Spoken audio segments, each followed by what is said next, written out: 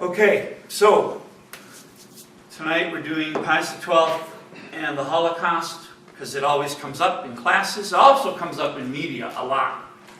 Not just in classes, but in media. And a lot of people generally don't know what they're talking about when they're doing it. So this is just to have. It's some of the books that I've used for this, and then some of the websites that I've used. So, but it's a good resource to have, because one of the sites, the Pave the Way Foundation, has a ton of information that's online now in multiple languages.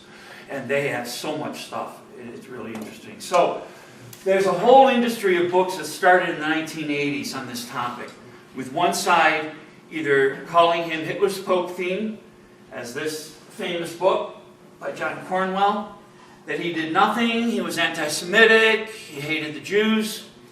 Then there's the other side that would praise him as a living saint who did everything humanly possible. And, you know, whenever you have two extremes, the truth is usually in the middle. You know, it's a mix. It's a mix of stuff. So this is a good example, though, the cover that Cornwell put on his book. Because what it shows are German soldiers saluting Bishop Eugenio Pacelli, which was Pius's name before he became Pope, when he was the papal ambassador to Germany in Berlin. And the reason Cornwell put it on there is because they're in German uniforms. And so the presumption is, with that photograph and with the title underneath, Hitler's Pope, that these are Nazis. Right? And that these are Nazis giving the Pope a salute. It's actually from the 1920s. German uniforms didn't change between the 20s and World War II.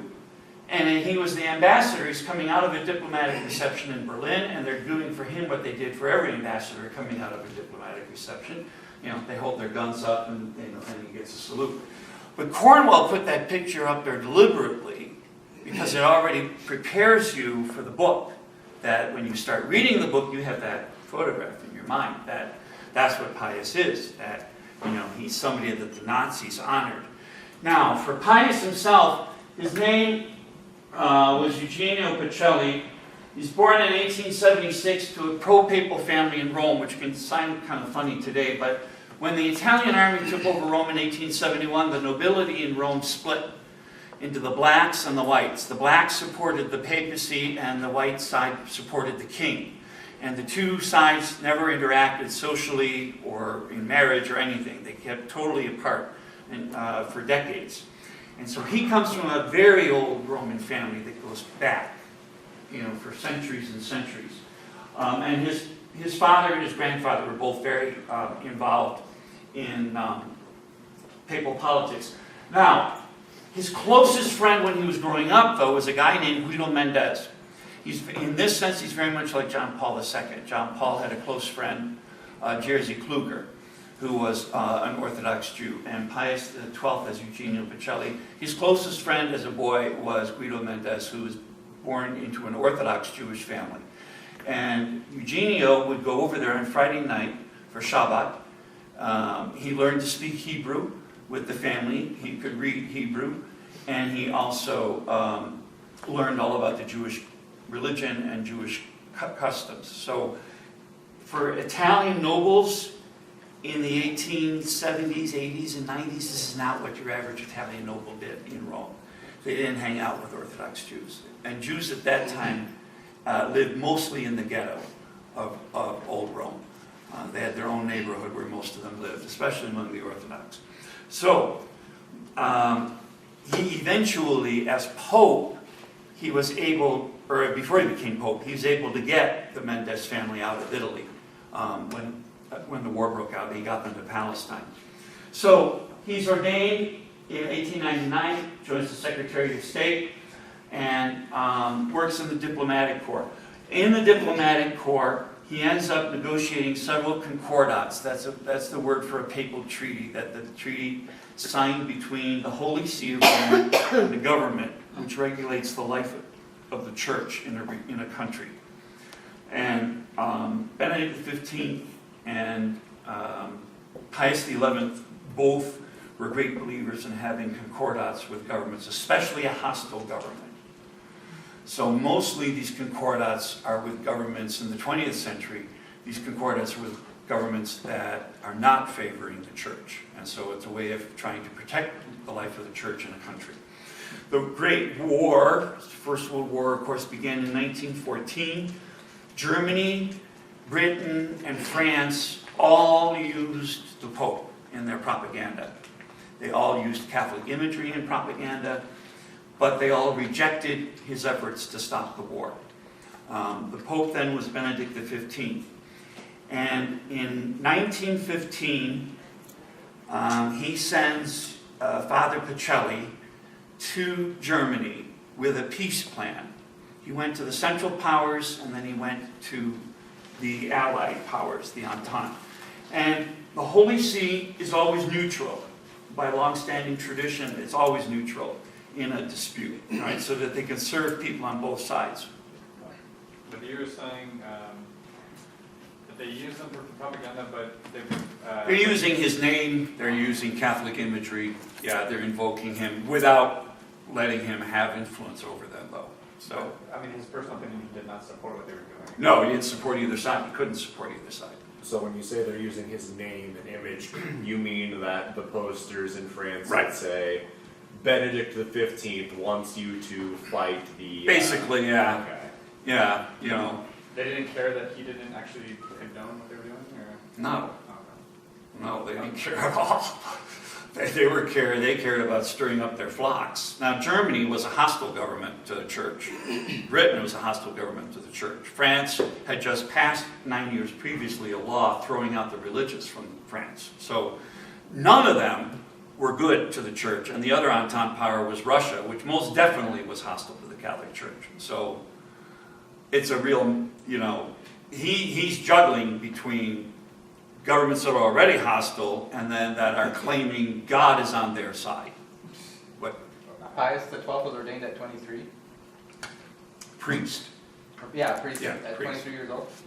Yeah. I thought you had to be at least 25 without a papal dispensation. Canon law was revised in 1917. Oh, wow.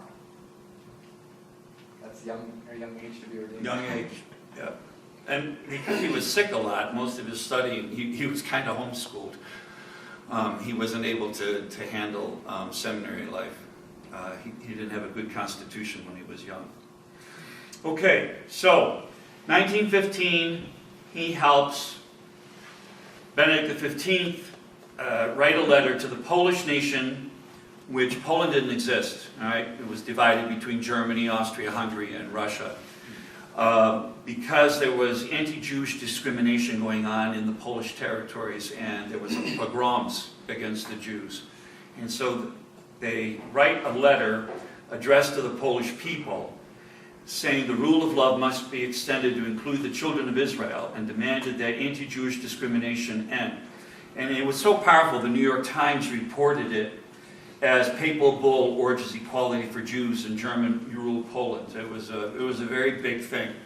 It was a big surprise that the Vatican came out so strongly about this. In 1917, Benedict consecrates Pacelli as a bishop, right? On May 13th, which is the first what? In 1917. Yeah, first apparition of Fatima. So, I mean, they didn't know Mary was appearing in Portugal at the time, but he consecrated as a bishop so that he would have more standing with these governments. And he sends him with the peace plan. The only countries that accepted it were Austria-Hungary, the Bavarian Kingdom, and the German Chancellor, but the German military and the Emperor both refused it. They thought that they would be able to win the war. And so he names him as Nuncio to Bavaria. I brought the wrong file with me, so I don't have my maps, but the German Empire and the German Republic, in both cases, it's a federation. And the kingdoms in old Germany had the right to have diplomatic relations with foreign countries. All right, not only the emperor in Berlin had that right. And so he, by becoming the nuncio to the king in Bavaria, he actually becomes the nuncio to all of Germany, because Bavaria was the only kingdom that had those relations with Rome.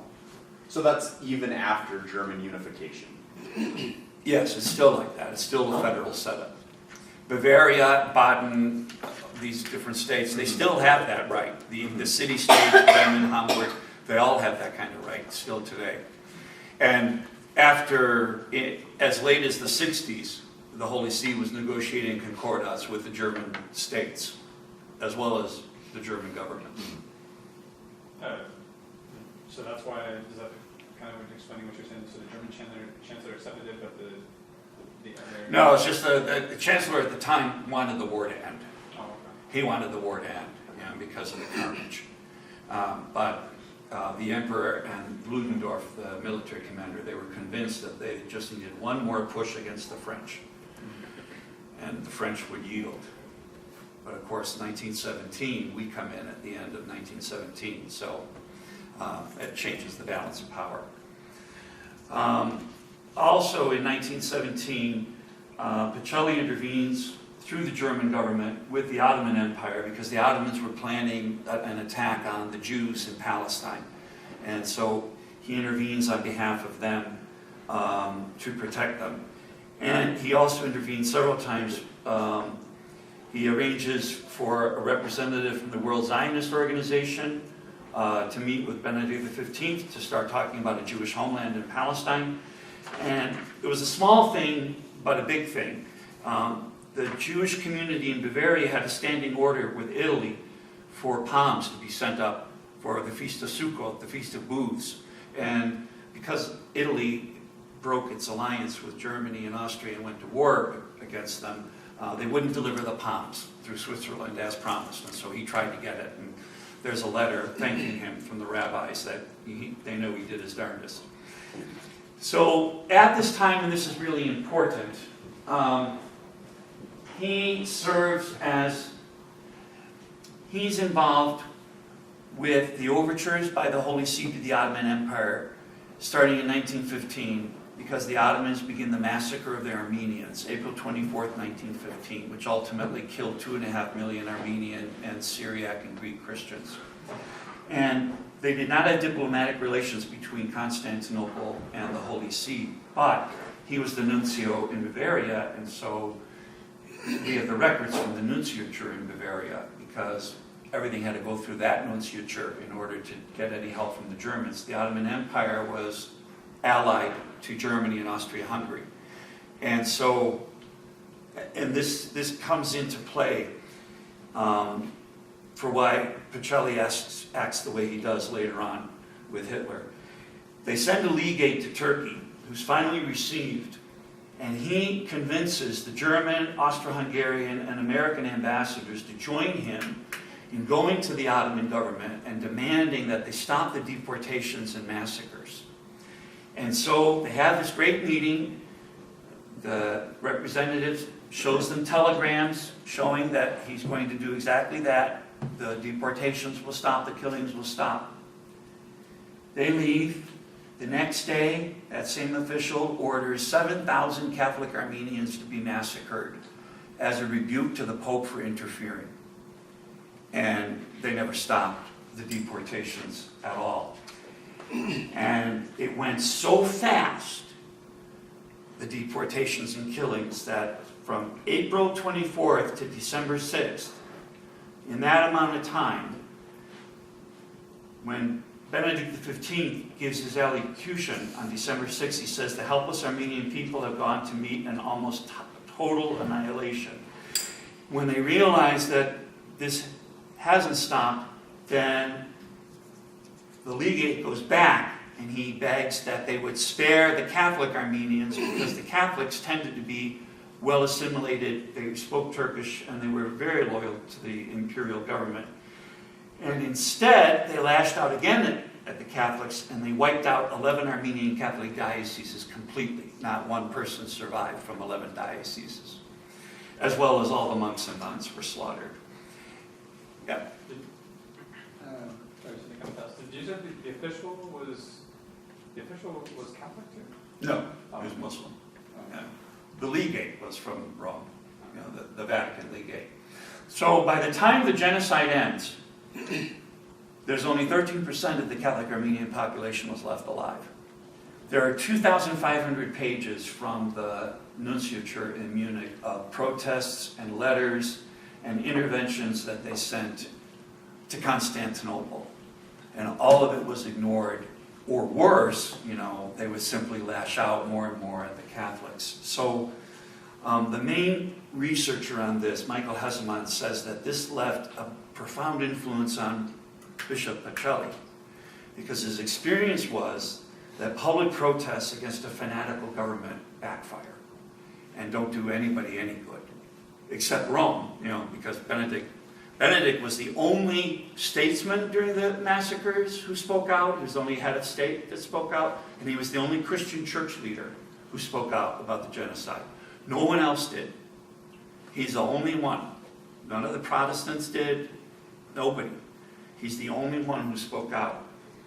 And, the end result is this, that when Hitler is discussing the invasion of Poland with the general staff, he tells them that they are to exterminate the Polish nobility, the university-educated classes, the clergy, and all those in political leadership in order to reduce the Polish population to a state of perpetual servitude to the German master race, and to begin expelling Polish families from their homes in the regions that were going to be annexed directly to Germany.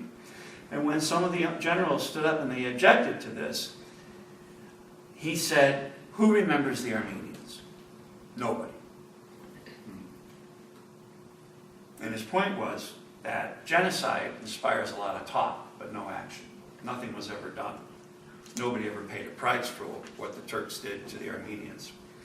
So the quote was relayed to Pius XII by members of the anti-Nazi resistance, and he passed it on to Great Britain with a warning that this was going to be a different war. He actually said it would be a unique war.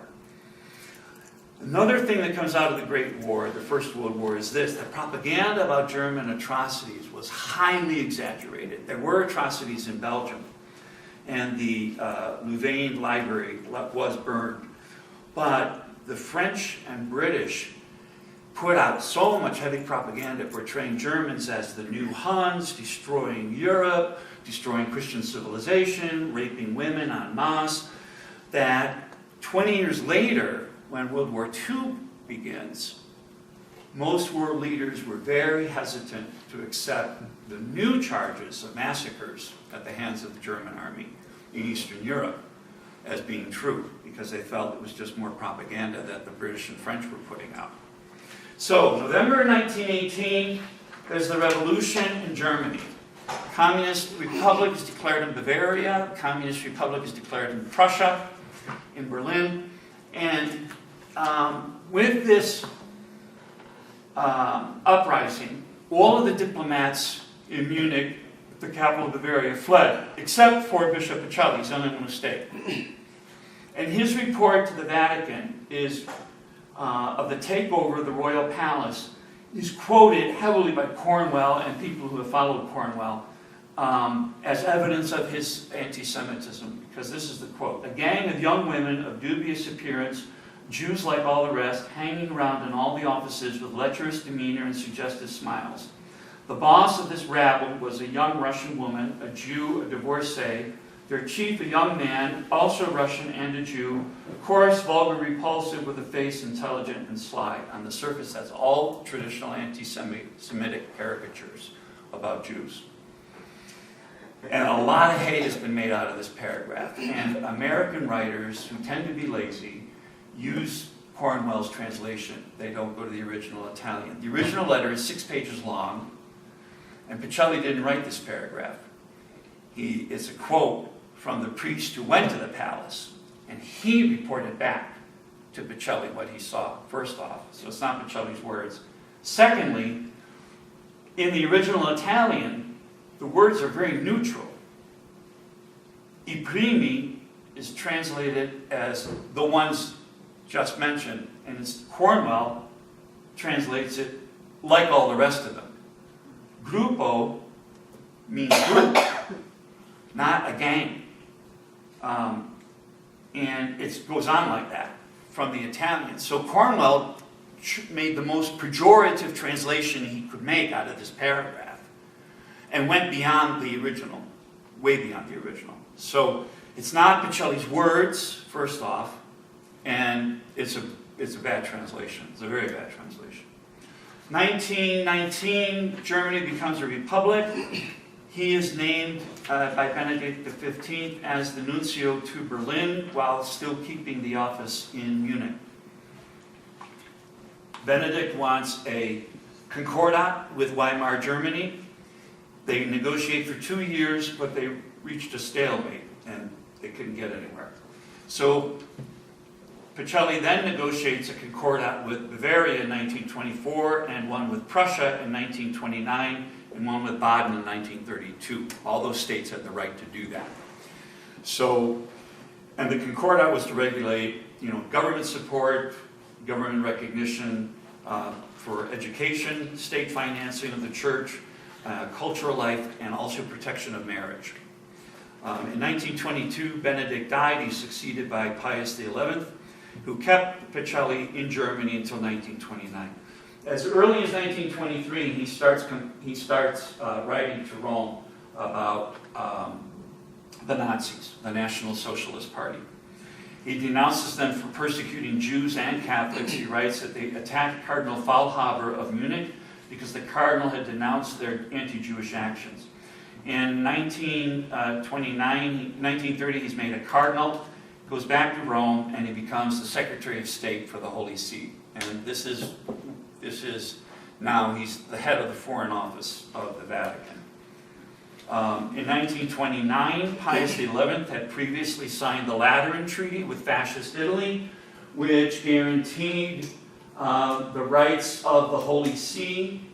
And then I have up there, of 44 speeches that he gave in Germany as nuncio, 40 of them were condemning the Nazis.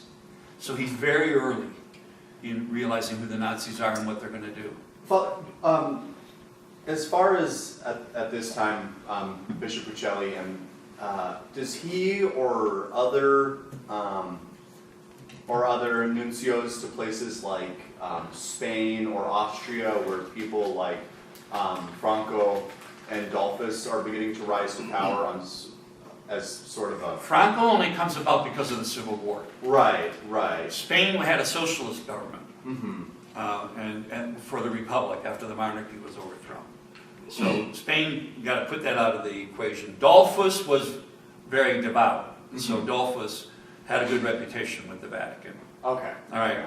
Austria was a mess. Mm-hmm. Austria was collapsing.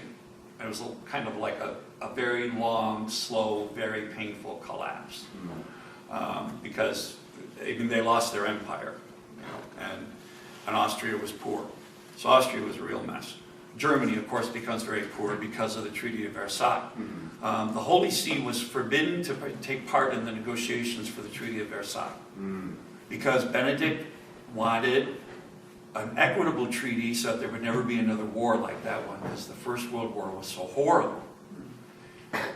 And they didn't want him. France wanted to punish Germany. Mm-hmm. And that's why Germany is made to carry the burden of the war guilt. Mm-hmm. The war starts because of Serbia. Right. They organized the killing of the heir to the throne of Austria-Hungary. That's what starts the war. Right. And also those reparations that Germany had to pay were so enormous. My grandmother told me that she had members as a child hearing her mother read letters from Germany where they literally put banknotes into a wheelbarrow to go to the grocery store because the prices were changing so fast and the money was so worthless in the 20s under the Weimar Republic. So Germany was a mess. And there was street fighting in Germany, there was violence in Germany between the communists, the socialists, the conservatives, the radicals. Germany was really, it was a difficult time in Germany. So there was a lot going on then.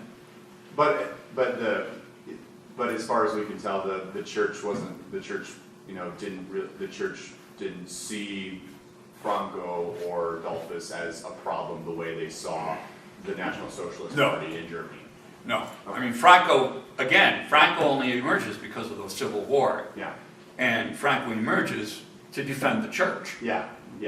Because of the massacres of priests and nuns and seminarians and lay people in the Republican zone and the burning of the churches.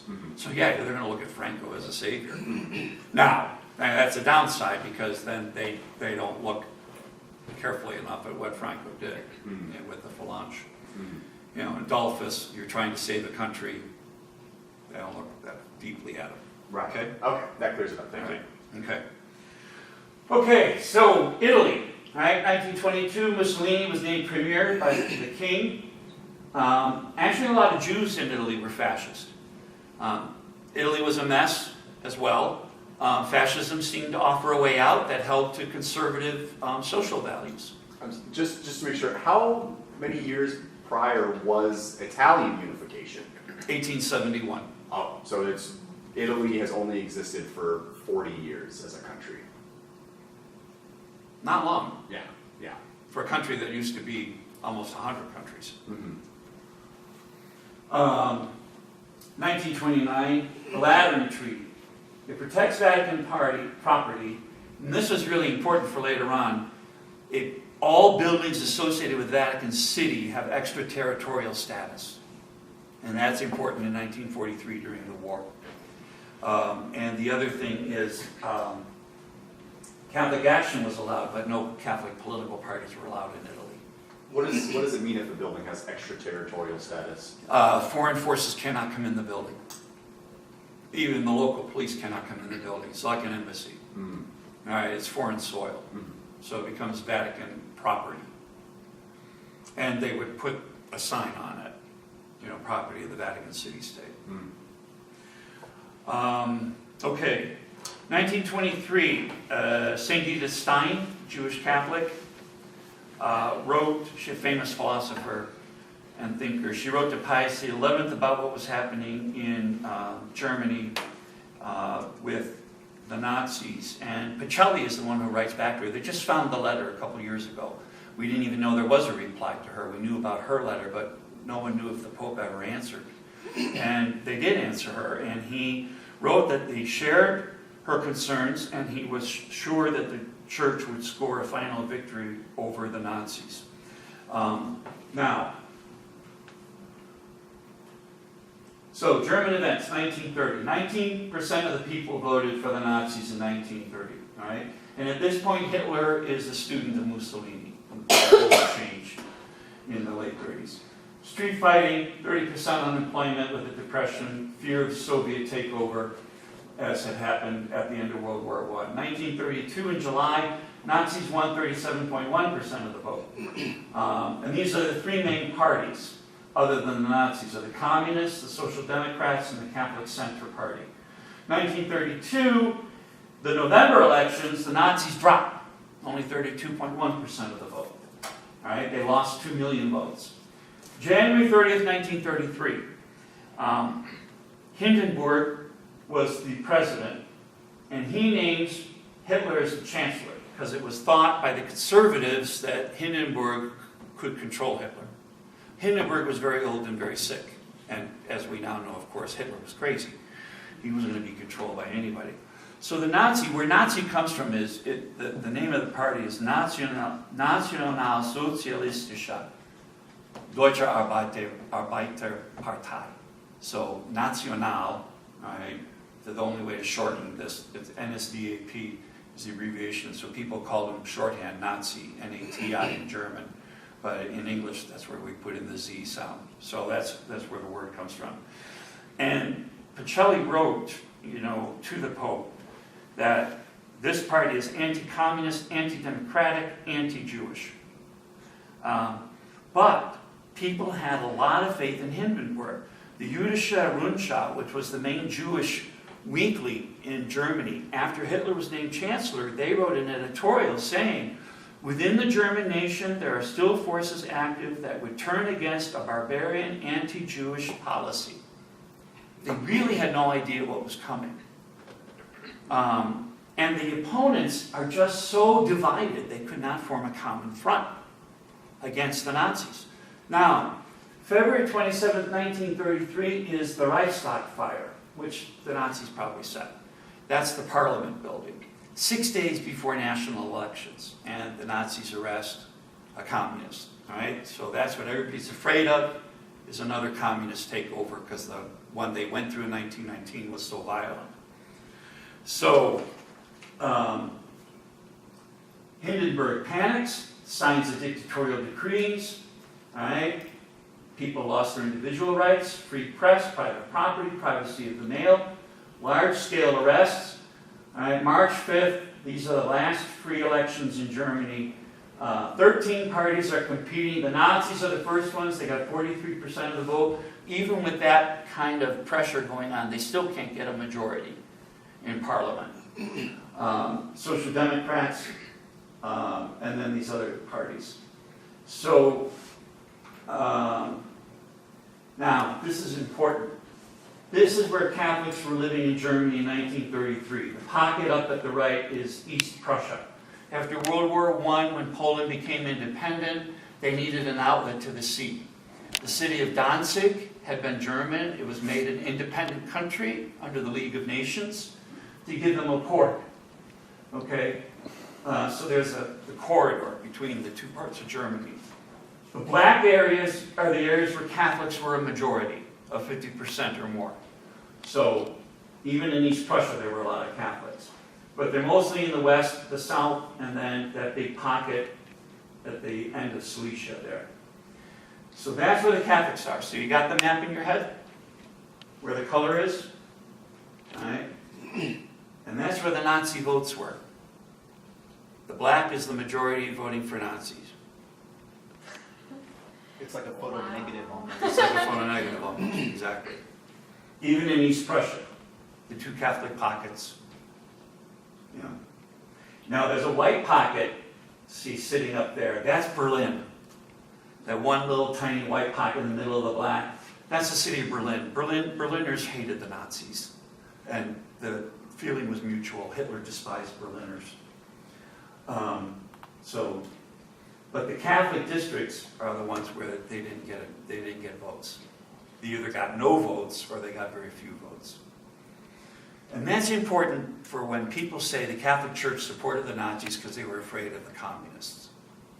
If the Catholic bishops supported the Nazis, they would have told everybody to vote for the Nazis. But they don't. Okay, so, Concordat, treaty. All right. The enabling power. Enabling Act. Hitler has full power as a dictator for 4 years. It was supposed to end in 1937. You were just saying, though, but a little bit before that, you did say that Had all those people in the black on the map voted, if they would have knew that it was coming, they wouldn't have voted for the Nazis, right? I mean, because of the... No, nobody would have voted for the Nazis if they knew they were going to massacre the Jews like this. Most people that voted for the Nazis are voting because the Nazis had good make-work projects. They had relief organizations that helped the poor and unemployed. And they promised an end to the chaos in the streets, an end to the street fighting between political parties and the violence. And that they were going to, rebuild Germany. Remember, this is the middle of the Depression. Depression starts in 1929. And one of the big mistakes countries made with the Depression was everybody tried to protect their oil industries, so they put tariffs on everything coming in. The Germans couldn't export. They couldn't export anything, right? Because there were all these tariffs on their goods. And everybody did that around the world, trying to save what was still working in their own country. So, yeah, I mean, if they had known what was coming, I mean, you'd have to be nuts. And you lived through it, so, right? Right. If they knew that he was going to be doing the stuff he did. So, here's the claim. The Concordat gave official recognition to Hitler and his policies before any other country recognized Hitler and Nazi rule. Also, that his long residence in Germany made him overly sympathetic to German culture and thus to all Germans. Okay. The first country to recognize Hitler coming to power, comes to power on March 23rd, is the Soviet Union. His fatal enemy, the ones that he despised the most. May 5th, Stalin signs a treaty with Germany. Britain, France, and Italy all recognized him on June 7th. On July 5th, the Catholic Center Party dissolved itself. Right? There's pressure on all the parties to dissolve. This is often said to be part of the Concordat. It wasn't. The Concordat was still in negotiation. Pacelli was actually very angry with them because he was counting on the Catholic Center Party to exist to provide a voting bloc in the Reichstag and also a hindrance to Hitler's power. In the last 3 weeks of negotiations in July, 92 Catholic priests were put in prison, 16 Catholic youth clubs were raided, 9 Catholic newspapers and magazines were shut down. So the pressure was on from Hitler. And the hope was that this kind of behavior would stop with a treaty that would protect the rights of the church. Hitler accepted Concordat on July the 14th. And on the same day that he accepts the Concordat, he also passes the law on hereditary illnesses. Mandatory sterilization required that all of the Africans in Germany, of which there were quite a few, from their former colonies and also from the former French colonial troops in the Saarland and Rhineland, that all black Germans had to be sterilized. And all white Germans who had what was considered to be a hereditary illness were to be also sterilized. And a total of 400,000 people get sterilized by order of the government. Ironically, 2 things. Most of the diseases that are on the law are not genetic at all. And the other irony is it was praised by a lot of people in the United States and was used as a model for the South and in California for American eugenics. The Concordat is signed on July 20th, which happens to be the feast day of whom? Byzantines. John the No. Great. No. Too recent. I know this. Byzantines, come on, July 20th, we bless cars on his day. Oh, St. Elias. Elias, the Jewish prophet. So they signed the treaty with Hitler. Hitler signs the treaty on the feast of the Jewish prophet. I don't think they told him. He is. He's not, it's not the first recognition of Hitler. Pacelli is definitely sympathetic to German culture. He was very good in German. And this did sometimes negatively affect his judgment. He said himself he had a hard time reconciling the thugs of the Nazis with Beethoven. But, as I pointed out, he had written constantly against the Nazis. And he told the bishops not to trust Hitler as an antidote to communism. So he despised both communists and Nazis. He recognized that the Soviets were going to be a great danger, but he hated both of them. Okay, they break the Concordat repeatedly. Faulhaber said this, Cardinal Faulhaber said to Bishop Pacelli, without a Concordat, we'll be hanged, drawn, and quartered. With a Concordat, we'll only be hanged. Nobody had any high hopes for this. The idea was to save what could be saved. And it was very important for marriages because they got a clause in there. In much of Europe, you have to go to the civil registry office and get married by the state first, and then you go to church. And many countries, you can't even do the 2 ceremonies on the same day. They got a clause in there that in case of a moral emergency, a priest could witness a marriage without it being filed in the register office. And this is what he put it in there specifically because of Jewish Catholic marriages. And they end up using this a lot to try and save Jewish, people that are Jewish and people that are German Roman Catholics, to save their marriages. So, the first protest that the Vatican sent over a violation of the Concordat was boycotting of the Jewish stores. So the first thing Pacelli protests is attacks against the Jews. In 1933, Germany had 400 Catholic newspapers and magazines. By 1939, there were none. By 1939, there were no Catholic schools left. Half the monasteries and convents were closed. Hospitals were nationalized. There was no scouting, no libraries, no political gatherings, no religious education outside of the churches. And the goal of the Nazis was to push religious life of the Catholic Church into just the 4 walls. The only thing that by 1939 the Catholics still had was choirs in terms of a social organization. That's all that was left was choirs. I'd heard someone describe part of the Catholic resistance against the Nazis as they would form civic scouting groups They would go on hikes and they would take a priest with them up into the mountains who would celebrate Mass. You with could them. not have a civic scouting group. All children had to belong to the Hitler Jugend. Scouting was illegal in Nazi Germany. You could go, what they did was, groups of children would go hiking, and the priest would meet them at a prearranged place. Or seminarians, but not in cassock. Right. They had to be in civilian. Blessed Karl Leisner was very big in that movement. Sorry, what you're referring to, that was only in Germany though, right? Not the, It's only in Germany. Yeah, it's only in Germany. And then, of course, that gets extended to Austria when Austria becomes part of the Third Reich. So by 1942, Hitler is openly recorded not only mocking the Concordat, but talking about how to destroy it, and then that after the war he will destroy the Catholic Church. Okay? All right. So, this is important. Concordats do not endorse a regime. This is what their goal was, to spare the faithful from trials they would face if negotiations failed. Is to try and save something. Okay? Baptized Jews were recognized as Catholics, not Jewish race, by the Concordat, but the Nazis didn't keep that. Intermarriage with Jews had to be recognized by the Concordat as valid. At a certain point in the Third Reich, pressure is put on Aryan spouses to divorce their Jewish spouses. Some did, right? Most didn't.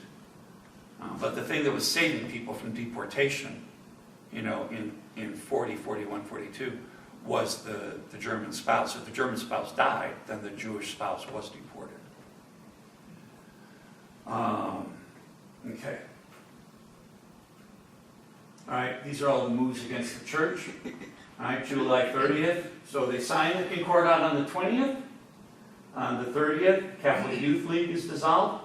August, Jews and political leaders are arrested. September, the Nuremberg laws define German citizenship.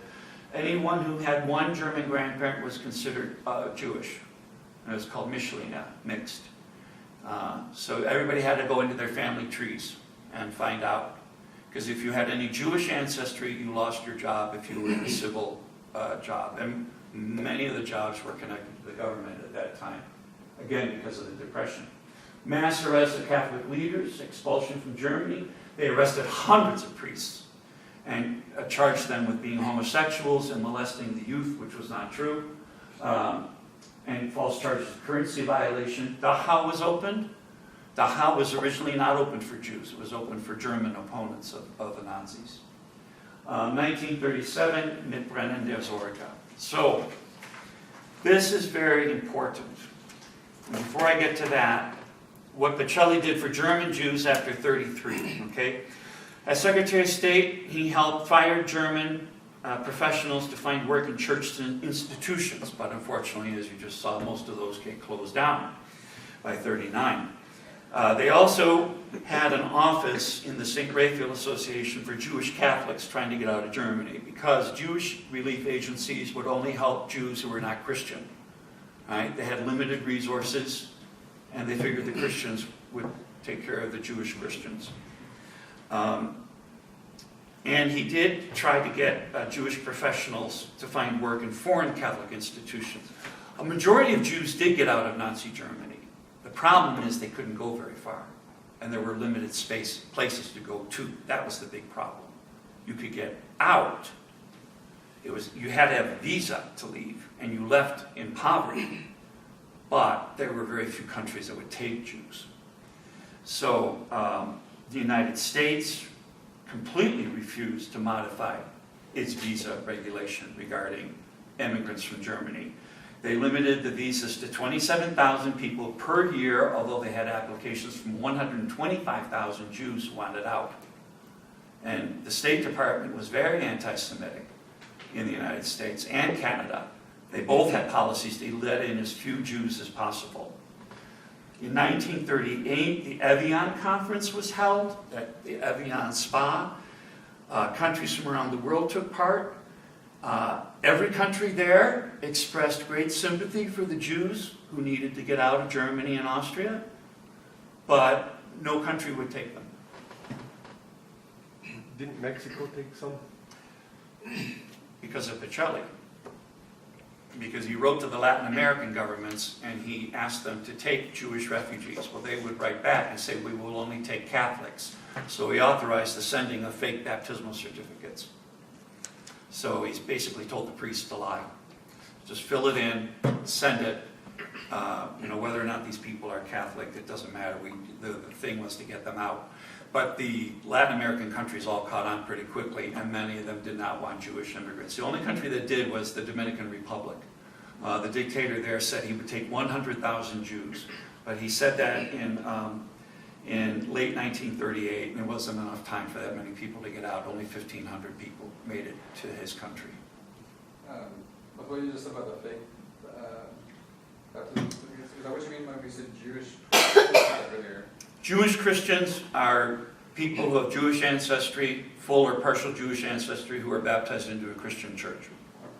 Okay?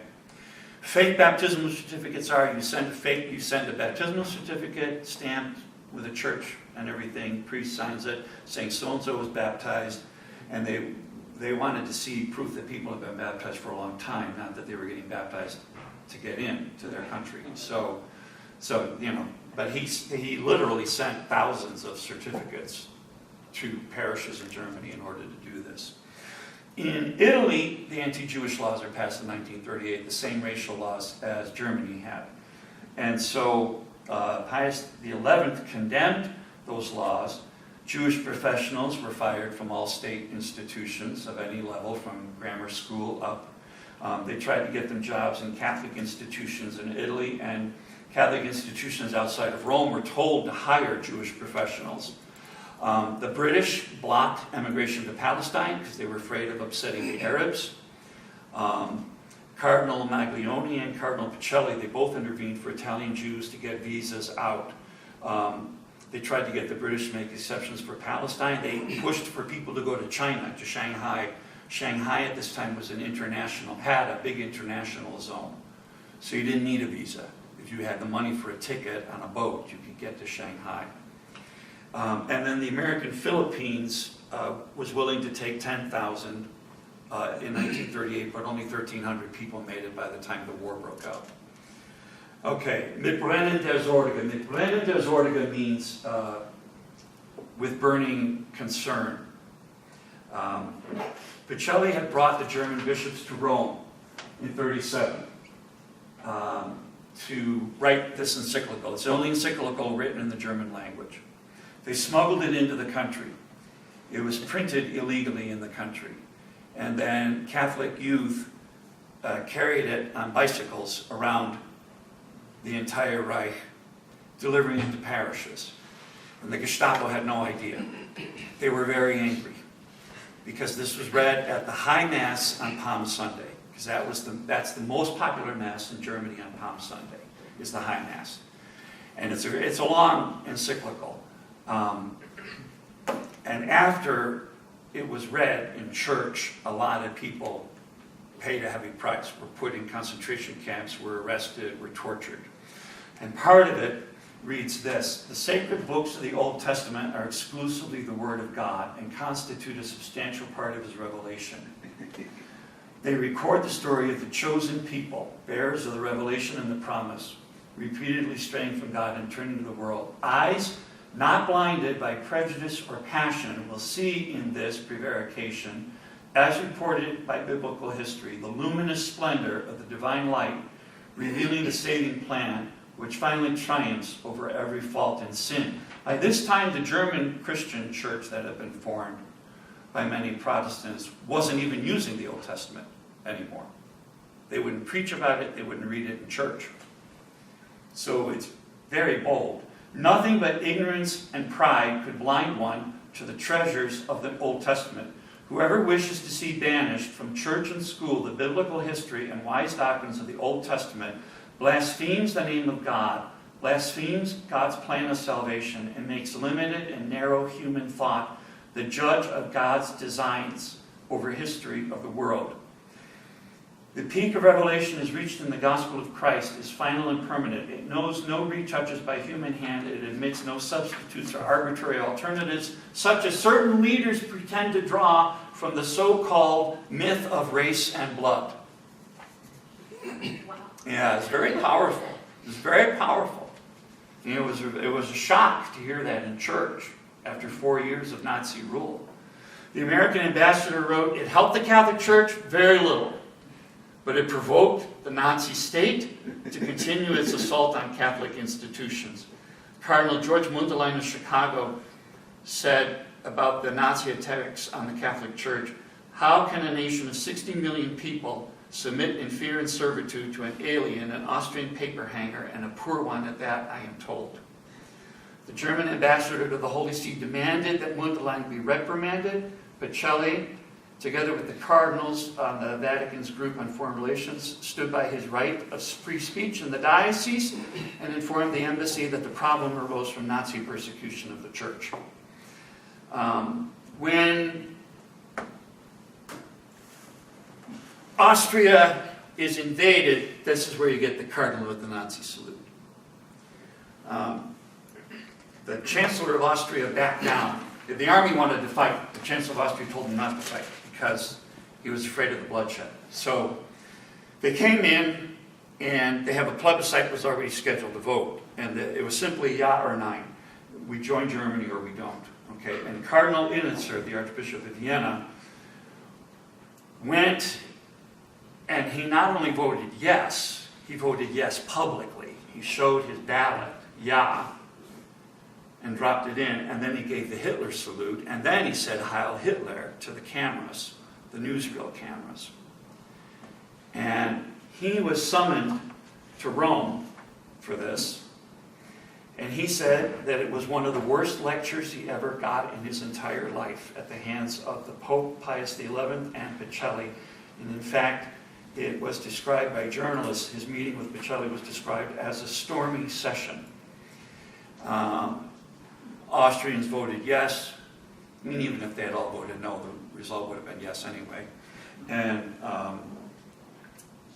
in October, the Hitler Youth attacked the Cardinal Innitzer's residence, looted the entire building, threw a bishop out the window, and he had to go into hiding. So he paid the price. But he did spend the rest of his time during the war years then afterwards helping Jews to get out or helping Jews to hide. So he did atone. Okay. Kristallnacht. November 38, that's the night of the broken glass when the Jewish businesses are destroyed and synagogues are burned all over Germany and Austria. Picelli wrote to Catholic bishops around the world asking them to apply to their governments for visas for non-Aryan Catholics, so Jewish Catholics, who wanted to leave Germany. Dr. Michael Hesemann, who I referred to already, found this in 2010. And he said the evidence suggests that in fact the visas were going to ordinary Jews trying to get out. Because the letter speaks of converted Jews, and non-Aryan Catholics seems to be a cover because the letter also asks the bishops to provide for the spiritual welfare of the refugees and protect their religious practices, customs, and traditions. Well, if they were Catholics, the bishop doesn't have to protect anything. So it's obviously for the Jews, for people that are not Christian. Many bishops who responded dropped the pretense and wrote back that they were applying for visas for the persecuted Jews. So they knew what the letter was saying. So they did get 200,000 visas as a result of that campaign. And emigration out of the Third Reich was allowed until 1941. Now granted, once the war starts, you can't get out of Europe because of the submarine warfare, sailing ships. But they did get 200,000 foreign visas. So if you had a visa going somewhere, they would let you out. Right? That was the thing. He wanted them out. He wanted Germany to be Judenrein, to be clean of Jews. He did get a promise of 3,000 visas from Brazil, but then the president of Brazil figured out these people who are coming are not Catholics, so he only allowed 1,000 in. And that was a big problem, was the anti-Semitism around the world. You guys don't realize how anti-Semitic the world was towards Jews before the Holocaust. The Holocaust sensitized people to that kind of discrimination. You've grown up with people being accepted and considered, as equal human beings, regardless of religion or race. But that's not the way it was. That's not the way it was at all. I didn't, because I have the wrong file, I'm not going to have this one thing I wanted to show you, but this hidden encyclical, this is one of the claims. Pius XI was writing an encyclical when he died on racism. And the claim is that Pius XII did not publish it, that he suppressed it and destroyed it. It wasn't destroyed. It's been found by researchers in the Vatican, because it's not under archive, because it was never formally released. And the researchers who studied it said it's a good thing it wasn't published, because the guys who wrote it, because Pius XI was already quite ill, the guys who wrote it used archaic language, very anti-Jewish language. They condemned the Jews for not believing in Jesus as the Messiah. They used bad language about Africans. So it wasn't a good letter to be publishing on racism, because it was in itself kind of racist. What he did do was he took the parts that were good and he used them for his own first encyclical when he becomes Pope.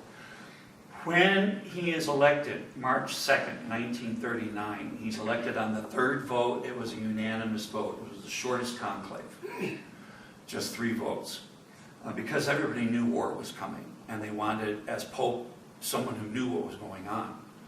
And he had been in Germany, and he was the Secretary of State. The German ambassador to the Holy See, Diego von Bergen, wrote to Hitler that the coronation ceremony was very moving and beautiful, but it will be the last one. Wow. Yeah, that tells you the plan. That's the plan. Pius was 6 feet tall. When the war broke out, he started to fast, and by the time the war ended, he weighed only 125 pounds. He fasted throughout the entire war. So that encyclical, would have been a mess if it had been published. And instead, he took the good parts and put in Summi Pontificatus, which is published shortly after the war began. The war begins September the 1st, 1939. Germany invades Poland, and then the Soviet Union invades Poland from the east. Yeah. When you say fasted the entire war, do you mean until victory in Europe Day, or through 1945 until victory in Japan? Probably to the end. Okay. And part of the reason he fasted, especially once Italy entered the war, was he wanted to share the sufferings of the Italian people who had rationing. But he went beyond that. I mean, to weigh 125 pounds and be 6 feet tall, that's a lot of weight. And I'm 6'1", and I weigh 200, so there wouldn't be much left of me at 125. Lateran Treaty of 1929 required the Holy See to be neutral. It would have been neutral anyway. The papacy is always glad to be neutral, because you want to serve, people on both sides. There's what was called the Phony War. Germany invades from the west on September 1st. Stalin invades Poland from the east on September 17th, which is how Poland is destroyed. They can't stand up against both. And the French did not mobilize, nor did the British. They did drop pamphlets for a year, but they didn't do anything else. By 1939, was the Vatican or Cardinal Puccelli, or when he becomes Pius XII, are they corresponding with Patriarch Szeptycki in Kiev? Because I know that No, he's in Lviv in Poland. Oh, okay. Because but were they communicating? Because I know that Yes. he publishes that pastoral Got killed. Yeah. It's very hard to get news out of Poland, Mm-hmm. which we'll get to. Mm-hmm. Okay. All right. So, the opening words. Who among the soldiers of Christ does not feel himself incited to a more determined resistance as he perceives Christ's enemies wantonly break the tables of God's commandments to substitute other tablets and other standards stripped of the ethical content of the revelation on Sinai? That's the first sentence. So it's an opening salvo against the Nazis again. And in there, it's the only time that Pius will use the word Jew, and is in this encyclical, where he quotes St. Paul. There's neither Gentile nor Jew, circumcision nor uncircumcision. And he condemns the nation state, demanding absolute loyalty. And the headlines were very strong. The Pope condemns Nazi theory, Daily Telegraph, Times of London, New Idolatry condemned. The New York Times made it a complete, banner headline with quotes. Now, one of the claims against against Pius XII is that he did not intervene for Poland because of the massacres happening in Poland. He doesn't do anything. The Polish government in exile complained. He talks about Poland in the encyclical, but that's it. He doesn't talk about Poland again in any public statement. He never says Poland or Jew again publicly in his statements. Doesn't use those two words. And so there was one cardinal in exile. He happened to be out of Poland when the war started, and then the government had fled out in a very convoluted way. They got to Britain. And they demanded that he condemn the atrocities. But he got a message from Cardinal Sapieha in Krakow asking the Pope to stop talking about the killings. Vatican Radio was broadcasting them, all these reports that were coming out, because he said it only inflames the Nazis and it makes things worse for everybody. And Cardinal Wyszynski later wrote, "If sometimes news about Poland were scarce and tragic moments were passed over in silence, this was done on the request of Polish circles who discovered that the Germans took revenge on our prisoners for programs about their exploits in Poland.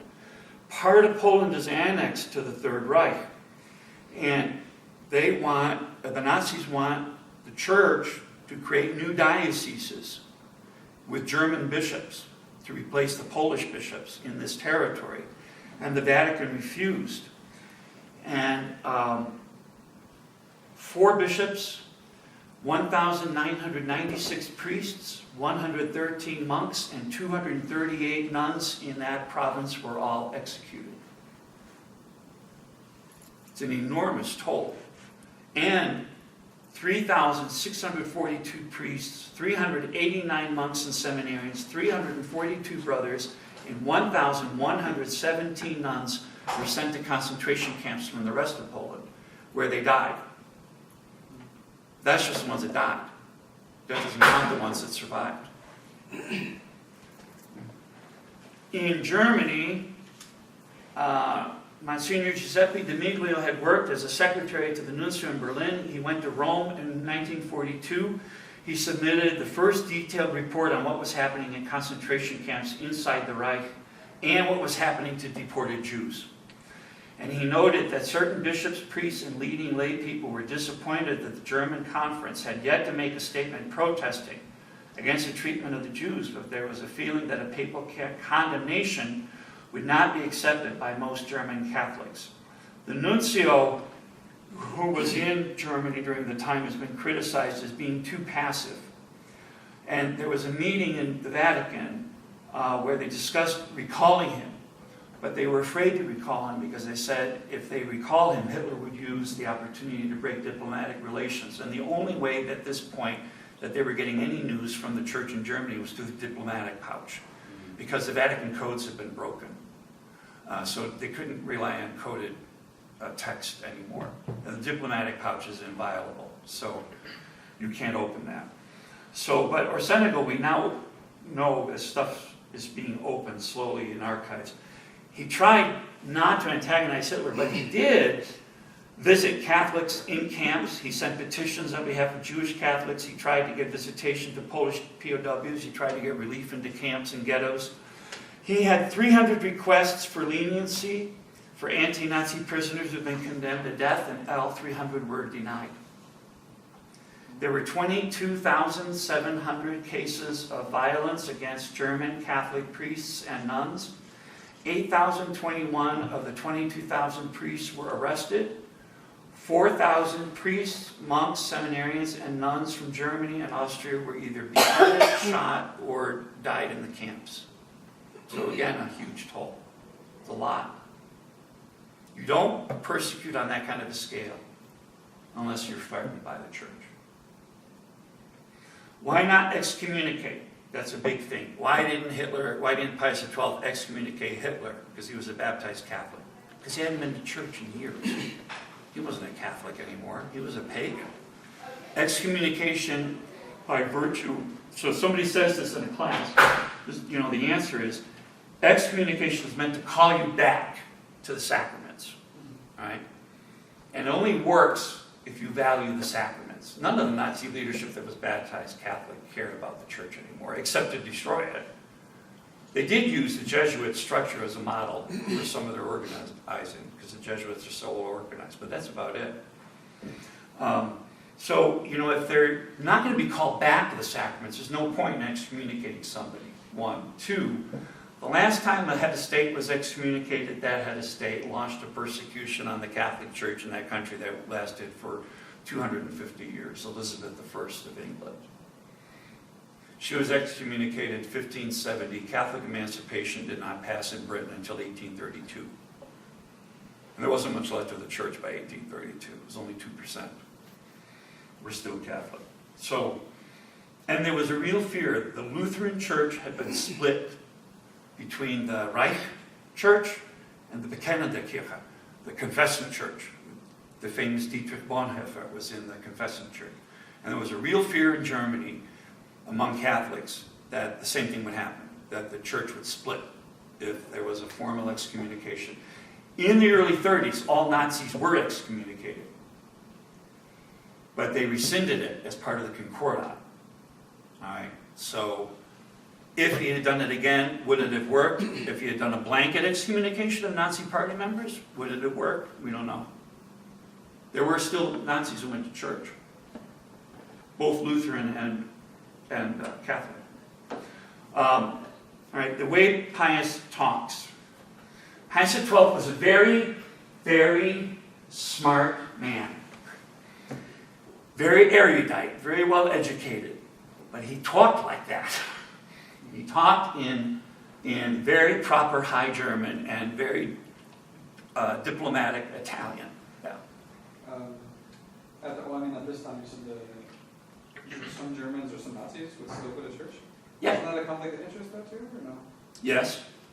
And weren't they, some of them, they could be persecuted they themselves, correct, or not? Yeah, if you had a Nazi party membership card, though, that was a way of that was a protection. And it doesn't matter how high or low you were on the Nazi totem pole? High Nazis did not go to church. Oh, There were a lot of ordinary people that joined the party in order to keep their jobs, but would have still gone to church. And that's the question. If he had done an excommunication, a blanket excommunication, as had been done previously, would that have worked? That people would have balked at following Hitler. That's the big question. Would they have? The people on site were afraid it would lead to a schism, and it would make things worse. I had heard before in conversations about the Catholic Church in Germany during World War II, is that some of the members, especially from the southern German aristocracy who were practicing Catholics, who ended up becoming commanding officers in the Wehrmacht, that they had a large part to play in things like Operation Walküre. Do we know how extensive that was? Very big. Really?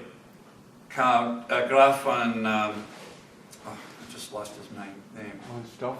Von Stauffenberg. Mm-hmm. Very devout Catholic, and a war hero. Mm-hmm. He was he's the one who put the bomb in the Wolf's Lair. Yeah. Yeah, he came from a very old Southern family. Mm-hmm. Yeah, and he was very devout. But there were a lot. There was a lot because Hitler hated the aristocracy. Mm. In general, he hated the aristocracy. He didn't like people noble born. Mm-hmm. He was a commoner. He came from a poor family in Austria.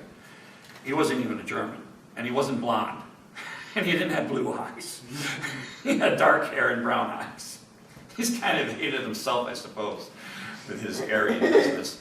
But yeah, he hated the aristocracy, and he actually put a rule out that the nobility all had to leave the military because they were excelling. Mm. And he was afraid of the influence they had on their soldiers, because they were holding to the old traditional values, not Nazi values. Mm-hmm. So they all, they kept their commissions, but they were all pulled out. Like, I think 1941, 42, it was well into the war when he does that. But he couldn't stand the aristocracy. And after the coup fails in 44, he goes after those families, on a broad scale. Thousands and thousands of people were put into camps, thousands. Okay? Speeches. All right, John the 23rd was Pope at the Cuban Missile Crisis. John the 23rd gave a very important speech at the middle of the Cuban Missile Crisis, all right, calling for the leaders to negotiate rather than resort to war. But in his speech, he does not say Kennedy's name, Khrushchev's name, or the word Cuba. But everybody who heard the speech knew what he was talking about. And that's what you have to understand for Pius XII. In his language, to people of today, it sounds very awkward, but to people then, it was very powerful. When his Christmas speech was a big thing, it was broadcast on Vatican radio, and then it would be distributed. The U.S. representative in 1942, when he gave his Christmas address in 1942, we didn't have an embassy to the Holy See because the Protestants didn't want us to have one over there. So we had, Roosevelt had sent a personal representative, Harold Tipman. He wrote that, on the one hand, some people in America said the speech was too general. He said, but on the other hand, all of the Axis diplomats boycotted the midnight mass because they were so mad at Pius XII because he was defending the Jews again. Although he never said the word Jew. But you know what to look for, what to hear, and then it's very clear.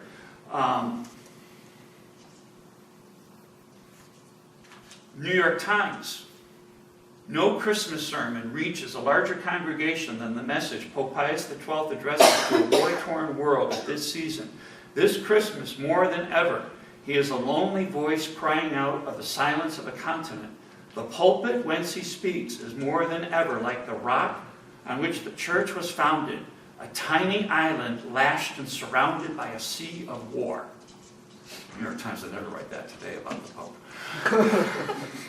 But I mean, it shows, how powerful his speeches were and what people heard. They knew what to look for. So that being said, obviously, you said the Pope was not, he was for helping with them. And you said something earlier too about the whole rule at this time is very anti-Semitic. So how come they weren't, what's the word for it, sympathetic with the Pope? I mean, given the situation going on in Germany and helping the Jews, or at least, and then like you said, they weren't, you said that President of Brazil was going to allow 3,000 to come in and he reduced it to 1,000. Why were they anti-Semitic? Yeah, you said the whole world at this time. Yeah, I mean, much of the world is very anti-Semitic. There was a stereotype that because a lot of the Jews, like I said earlier, a lot of the Jewish revolution, a lot of the Bolshevik revolutionaries in Russia were Jewish. Right? They were atheists, but they were Jewish. Because the Russian Empire was very anti-Jewish. Right? But at the same time, to say that all Jews are revolutionaries is an awfully big leap. But that was a stereotype of the day. That was a very popular stereotype. There was the fear of Jews coming in from Germany, not having any money. Who's going to take care of all these people? You only could get so many Reichsmarks. You basically came out, with nothing. They couldn't bring jewelry. They couldn't bring gold. They couldn't, bring cash. They had only a little bit of cash that they could bring with them. They came out impoverished.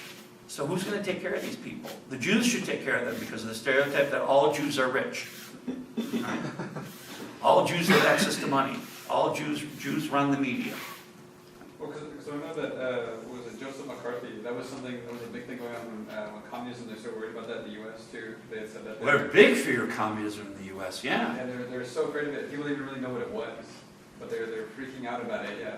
The Red Scare was in the 1920s. Lots of innocent people were deported to Europe based on their politics. So, okay? All right, so he never says Jew again, all right? Because he's warned. You know, that every time you talk, in Dachau, they had a priest barracks, they called it, where all the clergy were kept. And the Protestant pastors would say to the Catholic priests, why can't your Pope learn to keep his big mouth shut? He shoots his mouth off in Rome, and we pay the price, because the guards would beat them and torture them more. Right? Every time there was a statement from Rome. And this is the kind of thing he was dealing with. So if you read his speeches in Italian, you don't find the word Jew, but you do find the word stirpe, which is the word he uses for race instead of raza. But in Italian, in that time period, stirpe was only used to refer to Jews. So anybody who knew diplomatic Italian knew he's talking about the Jews. And all of his statements over and over say phrases, no one should be persecuted on the basis of religion or race.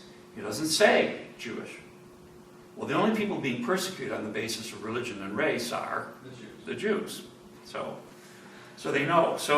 And every time he would say anything like that, or Vatican Radio would say anything like that, there would be these diatribes in the Axis press, the Axis countries, allied with Germany. And there would be condemnations from Berlin and from Mussolini and statements that Pius was a Jew lover, Pius is a tool of the Jews, Pius is an enemy of the National Socialist Revolution. Okay, another reason for silence. He was very actively involved with the German resistance. There were 26 attempts to kill Hitler, and all of them failed. And people in the resistance said that it was because the devil himself protected Hitler, because he was doing the work of the devil, with the world in flames. And Pius was involved with the military leaders who tried to kill Hitler, and he gave his blessing to their efforts. The Bishop of Berlin, Bishop von Preissing, also gave his blessing to Stauffenberg. And he was the intermediary between the resistance and the Allies. And they asked him to curb what he said in public. And because every time you talk, there's a violent reaction. And we need to be doing this work in secret. And you can't be talking about, you have to calm down. Now, I don't know if I have it in this, but, no. Okay. 1942, Holland, Netherlands. On July 11th, 1942, all of the Christian churches in Holland sent a telegram to the dictator of Holland, the XII, against the deportations of the Jews and persecution of the Jews in Holland. They called a meeting of the church leaders, and the Nazis agreed that they would spare the Christian Jews and Jews in mixed marriages from deportation and their families if the Christian leadership would not make a public condemnation. The Protestant churches agreed. The Catholics said no. It's a very tiny number, 722 baptized Jewish Catholic adults in Holland at the time, 2,000 total Jewish Christians in Holland at the time. But the Nazi view, of course, was that nobody of Jewish blood could be spared. So the Catholic Archbishop said no, and he had the letter sent out and read in all of the churches on Sunday, July 26th. And it condemned the deportation of families to the east, and that's all they knew. They were going to the east. As being measures against the divine norms of mercy and justice, and called on Catholics to examine their own hearts for hatred against Jews and others. On July 30th, the SS ordered that all Catholic Jews be arrested, and the leader of the SS in Holland, at his war trial, said this was done specifically as retaliation against the bishops for their interference and their defense of all Jews, not only Catholic ones. The following Sunday, they began the arrests in the morning. Many of them were priests and nuns. They picked them up in church. The famous philosopher, St. Edith Stein, was a cloistered nun, and her sister who lived there were picked up, even though Switzerland was sending visas for them. Everybody got picked up. Anybody and see, they had a registry, in all the countries of the Jews. So all the Catholic Jews who were married to Christian Dutch were released, but the others were sent straight to Auschwitz, 400 men, women, and children, and they were all murdered as soon as they got there. Now, in 1944, Protestant Jews were arrested, but they were sent to Theresienstadt after deportations had stopped from Theresienstadt, so most of them survived. So Pius said that this was also a warning to himself, that protest brought out no good results. 79% of all Jews in Holland were deported. It's the highest rate of any country in the occupied Europe. So only 20% of Dutch Jews survived the war. It's the lowest rate in Europe. Mostly because there was a lot of traders, but also because of the topography of the country. There was very limited hiding space. It's a flat country. There's no forests, no caves, no mountains. Vichy, France, all right, which was the unoccupied zone of France. The French bishops protested against the arrest of foreign and French Jews, and this was broadcast on Radio Vatican in French. A lot of people listened to Vatican radio in occupied Europe because it wasn't jammed by the Nazis like the BBC was. And in France, 80% of the Jews survived. The exact opposite. And the nuncio went to the Marshal Pétain, who was the leader of Vichy France, and he told him that the racial laws against the Jews were a disgrace on French honor. And there's a famous priest, Marie Benoit, he was a Capuchin, who was involved in the rescue of Jews in France. He met with Pius XII, and they arranged the transfer of 50,000 Jews out of France to Spain and North Africa. But the Germans occupied Vichy France right when they were making the deal. So they only got 4,000 people out. Slovakia is one of the, a big case. Slovakia was a semi-independent country and an ally of Hitler. The president was a priest, Father Joseph Tiso. They had a chargé d'affaires, not a nuncio, not an ambassador, Monsignor Burzio. He went, from 1941 to 1944, he went to Father Tiso for 4 years, trying to get him to protect the Jews and then finally at least the baptized Jews. This is where they found out what was happening in Auschwitz. There was 2 Slovak Jewish men who had been sent to Auschwitz, escaped, and they went home. And they went to the Slovak National Jewish Council, and they wrote down what was going on in Auschwitz. At this point, people thought they were all going to work camps. They didn't know about the extermination camps. And the Father Burzio passed that on to the nuncio in Hungary, who gave it to the president of Hungary, Admiral Horthy, who was deporting 12,000 Jews a day from Hungary. And because of this report, he stopped the deportations. But the Hungarian Jewish leadership said, it's not true. No country could do such a thing. It's Allied propaganda, just like World War I. We don't believe it. Talk about being frustrated. So they said it was from the Allies. And it turns out the Allies had known for 2 years what was going on and didn't publicize it. So if they knew, and they were safe and they didn't publicize it, why should the Pope? All right, who's trying to save lives? Some people say, yes, the Jews would have resisted the deportation if they knew they were going to their deaths. Others say, no, it would have meant more retributions and an end to the ability to rescue people. Monsignor Burzio visited Tiso for the last time, 1944, October 6th. He begged him at least spare the lives of the Catholic converts. On the instructions of the Pope, I tell you, the injustice wrought by your government is harmful to the prestige of this country, and enemies will exploit it to discredit clergy and the church the world over, which is what happened, and what the communists did after World War II.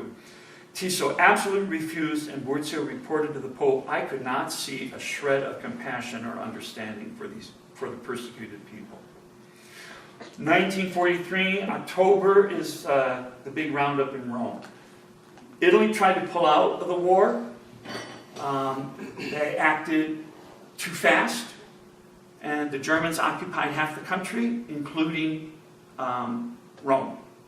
The king and the government fled to the south. The Pope, of course, was in Rome, so it's a little over half of Italy was occupied by the German army. So they go to the Jewish leadership and they ask for a ransom of 110 pounds of gold, which was done a lot in the occupied countries. So they raised 75 pounds of gold, and then the Vatican donated the other 25 pounds. And the Nazis told the Jewish leadership, this is ransom, we're holding this, right, to protect you. So they believed them. All that did, of course, was impoverish people. Gets rid of their jewelry and their gold. So warnings were given that the Jews in Rome were not safe, but the Jewish leadership in Rome said this was Allied propaganda and told the Jewish people in Rome, stay in your homes. But then a raid was made on the central offices, and all the registry was taken by the Germans, with all the addresses and phone numbers of every Jew living in Rome, foreign and Italian. Well, the Jewish leadership all fled, but they didn't warn anybody. And the roundup takes place. Now, there's a famous book called Under His Very Windows. It says that Pius did not do anything to intervene to save the Jews of Rome, which is not true. He was furious that they would do this in Rome, literally in front of him. And there was a German bishop, Al-Wahudal, he got a hold of him and he told the military that the Pope would issue a public protest if it isn't stopped right now. And he also got many Jews released, but a train was loaded with 1,007 Jews who went to Auschwitz, and all but 16 of them died. Only 16 came back. But the other 5,000 Jews were saved. How? In the monasteries and convents. Now, the big argument is there's no written signature. I order you to lift the cloister and hide Jews in your monastery, Pius XII. But at the same time, you are not going to find a signature of Adolf Hitler saying, I order you to exterminate the Jews of Europe. No such signature. That doesn't exist. The Wannsee Conference was all oral. There's notes from it, but there's no command from Hitler. All right? Pius XII can't put out a paper like that. Why? Because it goes right back to him. It goes right back to him, and somebody can easily turn it over to the Germans. Now, cloister can only be lifted by the Pope. And most monasteries and convents at that time had cloistered areas. Lay people can't go into a cloister, all right? Unless it's like a doctor escorted by members of the order. But that's what they did. That's where they put a lot of the Jews. They hid them in the cloistered parts of the houses. So that can only be lifted by the Pope. So the theory has always been that Pius XII must have given an order in Rome that day to lift the cloister. Okay, and now we have the proof, because the various houses kept day books, a diary of what was going on. At the Maria Bambina convent, every day there's another request from the Secretariat of His Holiness to rescue Jews. The Augustinian nuns, a ruthless war against the Jews has begun, whom they wish to exterminate. They round up young Italians and political figures, because the men didn't want to go into the German army. The Holy Father wants to save his children and the Jews, and orders that hospitality be given to these persecuted, and the cloisters must adhere to the wish of the Supreme Pontiff.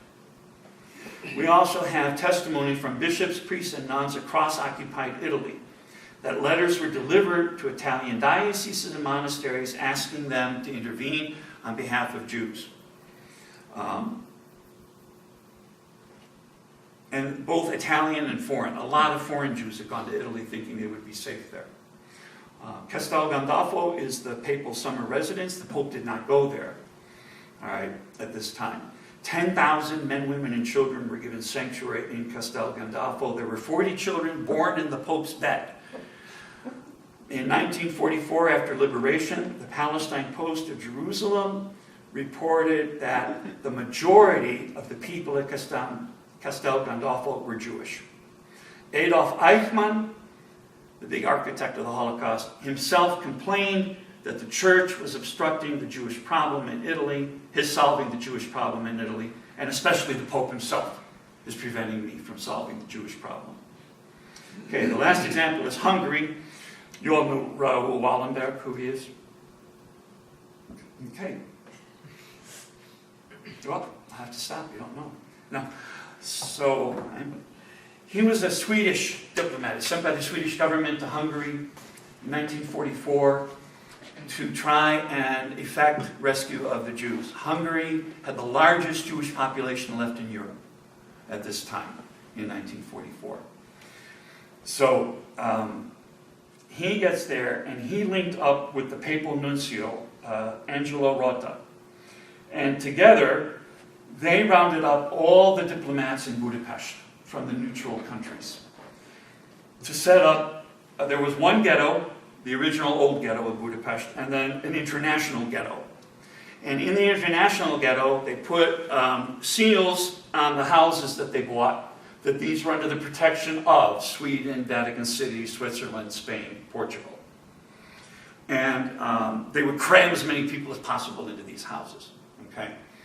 So they managed to save 120,000 people. And there were death marches. What happened is that Hungary also tried to pull out of the war, right, when the Russians invaded Hungary.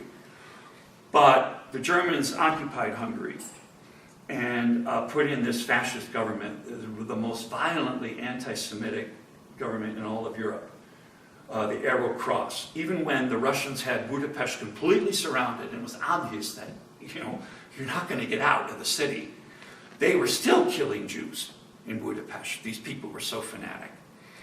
So there was a seminarian, Tibor Baranski, and he would go with Bishop Rota and Wallenberg, and they would go to the death marches before the siege encircled the city. Eichmann had these marches going up of Jews. And they would give out food, but they would also give out protective papers and blank papers that the people could fill in themselves for these Schutzpasse, they're called, protection passes. And he testified that Nuncio Rota acted directly on the orders of the Pope. He himself saw 2 handwritten letters from the Pope telling Rota not to antagonize the Nazis or the Arrow Cross, but do everything possible to save Jews. And he saw similar letters that were sent to Bulgaria, where the church intervened with Tsar Boris to prevent the deportation of the Bulgarian Jews. Angelo Roncalli, who did he become? Pope John the 23rd. Before Paul. John the 23rd. John the 23rd. Pope John the 23rd. He was also a diplomat. He was stationed in Istanbul. He was active in Bulgaria, Croatia, Greece, Hungary, Slovenia, and the Romanian zone of Transnistria and Romania itself. He organized Operation Baptism. They had 100,000 blank baptismal certificates that they would distribute, all right, for people to fill out, for priests to fill out. And they were very smart because with these certificates, like in Italy, when the priest would fill out a certificate, they would use the name of a parish in a town in liberated Italy. So there's no way you could look at the baptismal register. Byzantine Catholics in Slovakia were very active in rescuing Jewish lives. They rescued over 1,500. And one of the priests and his wife made a formula where they could create an ink that looked like pre-World War I ink. And they would go into the baptismal registers, wipe out an entry, and put in this Jewish person's name. Because in Slovakia, if one member of a Jewish family was baptized, the whole family was spared from deportation. Until the Germans occupied Slovakia completely in the late 44. Then they just took everybody. So they were very creative, of how they would do things. One village was entirely Byzantine Catholic. And when Slovakia was occupied, the Wehrmacht came to billet soldiers in the village, and when they brought them in, they went to the priest and said, would you assign houses for our soldiers? Well, he knew where all the Jews were hidden, so he put soldiers in houses that didn't have Jews.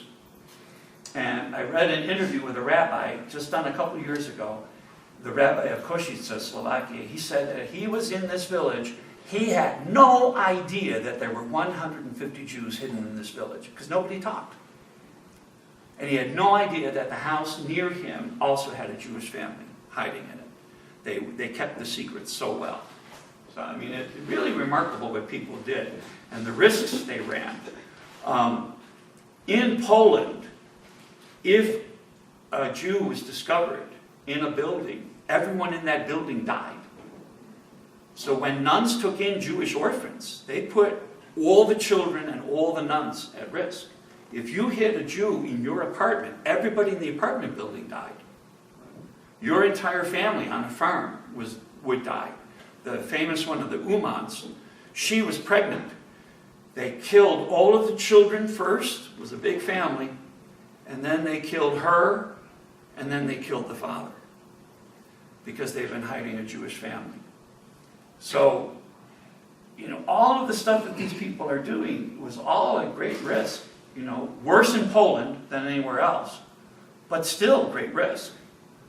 The Wallenberg Foundation marks places where Jews were hidden in occupied Europe as houses of life.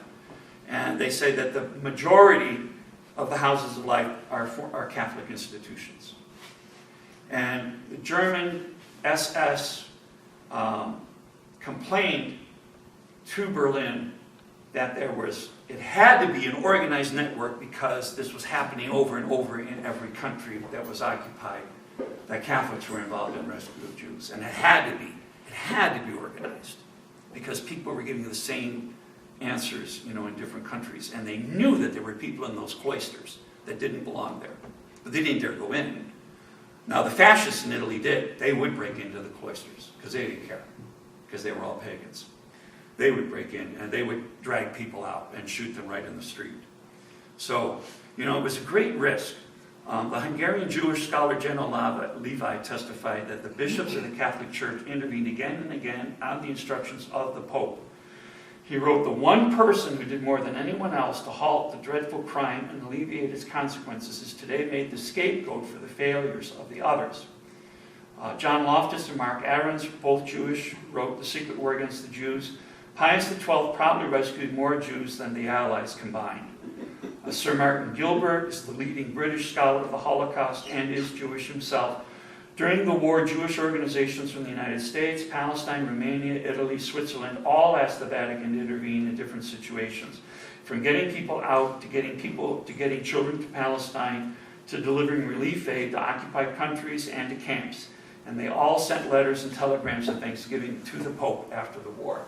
Now, how do we get to where we are today with the accusations? This is how.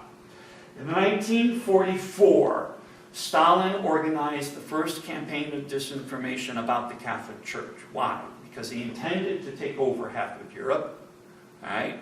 He got the agreement at Yalta from Churchill and Roosevelt that wherever the Red Army was, that's where they would stay at the end of the war. Well, of course, they were all over, half of Europe. So, 1963, this play is written, The Deputy. It's a former Nazi, Rolf Hochhuth, in the pay of the communists. He condemns the Pope in the play. All right. And this is what the play is. And it's unbelievable how much influence this play has had. But Hochhuth, the play premiered in West Berlin over the opposition of the German government, and then was performed by the Royal Shakespeare Company in Britain and then in the United States. So, the provenance of the play and the degree of communist support eventually aroused suspicion. It's based on a real-life case. There was a man that's referred to as the good Nazi, Kurt Gerstein. He was an SS officer, and he sent reports to neutral governments and to church leaders about what was really happening in the concentration camps to the Jewish population. He either committed suicide in prison or he was killed by other Nazis in the prison. Nobody really knows. But in the play, it's that the good Nazi tells a good priest, who's a Jesuit, what the Nazis are doing to the Jews. The priest tries to get to Pius XII, but is blocked. When he finally does get there, Pius does not care. The good priest then puts on a yellow star and enters a concentration camp as the true deputy of Christ. That's the title, okay, the deputy. At the end of the play, the actors come out and they talk about Pius' silence, failure to speak out. They confront the other actor who plays the Pope to the point that in one version, the Pope washes his hands like Pontius Pilate and leaves the stage. The original play is actually 7 to 8 hours long. Even Germans don't sit for a play that long. And it was edited down by Edwin Piscator, who was a Soviet agent in the United States, in New York City. He edited it so it could show on Broadway. And in the play, Pius does not act against Hitler because of commercial interests. The same actor plays Pius and a cold-hearted industrialist. As the Jews are rounded up under the Pope's very window, which is the title of that book, taken from the play, the good priest condemns the Pope, but a German officer praises the Pope for welcoming the German soldiers, which Pius never did. Pius worries about the air raids impoverishing Italian workers and hurting his income. Pius says he keeps silent to avoid more evil, and he pontificates on the importance of supporting Nazi Germany against the Soviets. At the end, the good priest goes to Auschwitz, where in fact some priests did go willingly to help out people. And the play ends with a quote from a report saying, "This question, so troublesome to German-Vatican relations, is over." Hochhuth also put a commentary into the playbill for the theatergoers, condemning Pius as a supporter of Hitler, silent, and the Jews died because of his silence. Not Hitler's fault, mind you, it's the Pope's fault. So 2 decades of praise, from 48 to 63, or 25 years of praise for Pius XII, ends with this. And the reports in the press. And he claimed, Hochhuth claimed, that he got all his information by talking to Swiss guards in Rome who told him what really went on with Pius XII, and that an old German bishop in Rome gave him secret documents. There is no way a Swiss guard will talk about the Pope. I have been there. That doesn't happen. And a German bishop, no bishop in Rome, is going to give anything to a man who says he's writing a play. That's the last thing they're going to do. And it's filled with errors. It says in the play that Hitler never persecuted Christians, which would be a news to Dietrich Bonhoeffer and all the other people. He says Pius ate alone because he couldn't stand looking at other people. He ate alone because he was very shy. And he also liked to read all the foreign newspapers and listen to radio broadcasts, so he would know what was going on. And it makes mistakes about what people wear in the Vatican court and what Jesuit habit is and everything. Now we know a lot now because East Germany, at the end of the war, who got to Berlin? Russia. Soviets. Right, Soviets. Why? Do you know why? More stuff. They were closer. What? They wanted more stuff. Mm-hmm. Oh. Truman stopped Patton Oh, that's right. from going to Berlin. The Russians had to get Berlin. They entered Berlin. Well, they removed the archives. All right, they took tons of stuff out and hauled it back to Moscow and put it in locked containers. So when people went to research, from the archives, there's all this stuff was missing. Right? Tons of stuff was missing. But East Germany, as you well know, the Stasi are very efficient. They wrote to Moscow, "Could you send us everything that you have on Pius XII?" Sure. They made copies of everything, sent it all to East Berlin. When the wall came down, the Stasi archives were opened, and a friend of mine, now deceased, went into the archives, and he wrote a book about this, Spies in the Vatican. And they sent the communists, the Soviet Union, sent spies dressed as priests to try and pilfer the Vatican archives. But if you're going to send somebody as a priest, you better know Latin really, really well. And they all got found out. But the KGB's chief of disinformation, this is long before fake news, he fed Hochhuth with false information, which he then used. The Soviets' goal, it says in these archives, everything dealing with Pius XII, that they wanted to direct the understanding between the church and Judaism that was taking place in the years after the war, especially. Pius XII did a lot of the groundwork for Vatican II regarding the Jews. So these archives, now we know a lot of the communications going on, and therefore we know a lot about what Hitler was saying about Pius XII. The commentaries, as I said, that go with this play are filled with not only errors, but also direct quotes from Soviet propaganda, such as the presumed power and wealth of the Vatican, that the Vatican wanted a crusade with Hitler against the communists, The Jesuits gave up their moral principles in order to support the Nazis. The West German government had issued a protest when the play was produced, saying the records show that there were Vatican interventions for Jews, Christians, prisoners, and condemning racial persecution. But the play has gone on the road. It's been translated into 20 different languages, and the translator for each language has since been shown to have been a Soviet agent working in that country. Wow. Every single one of the 20. They're all Soviet agents that were uncovered. They were very efficient. They're very efficient. They're still doing it. They're You still said they doing have backup that's fast, so people, but I mean, they don't know like what you're telling us now, so they believe this. Yeah, they believed it. Why do people believe fake news? Because they don't know about Somebody sent me a picture yesterday of Trump carrying 2 cats out of a flood. Mainstream media did not show this. See how rotten they are against Trump? And I wrote back to him, stupid. Look up Snopes. Took me 2 minutes to find the original photograph, which is of a man carrying his 2 cats out of the flood. From a couple years ago, from Harvey, last year's flood, not this flood. I don't know why that would be news, though. Because the mainstream media is not giving the president credit for saving those 2 cats and going out into the It floodwaters. sounds like a And this guy believed it right away.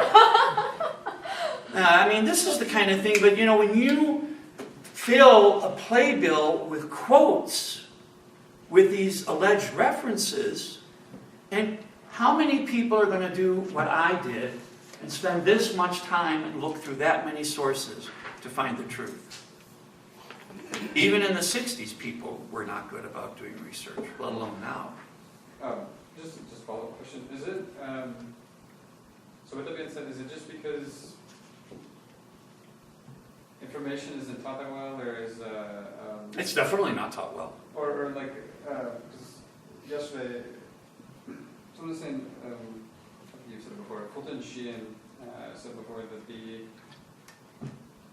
I think it was something along the lines, everyone knows about the church, but they hit the church with... Fulton Sheen, they hate what they think the church is. Yeah. Yes, they hate what they think the church is. The 60s and the 70s, you were saying, like, we were talking about this like last semester and the semester before, that we were watching that show, and you said that the show was still out there, and even though this was going on and all this other stuff now, the show that you used to, that was produced and was even brought on the air, was the most popular and the most, you said so? Fulton Sheen was the most popular show on TV on Friday night.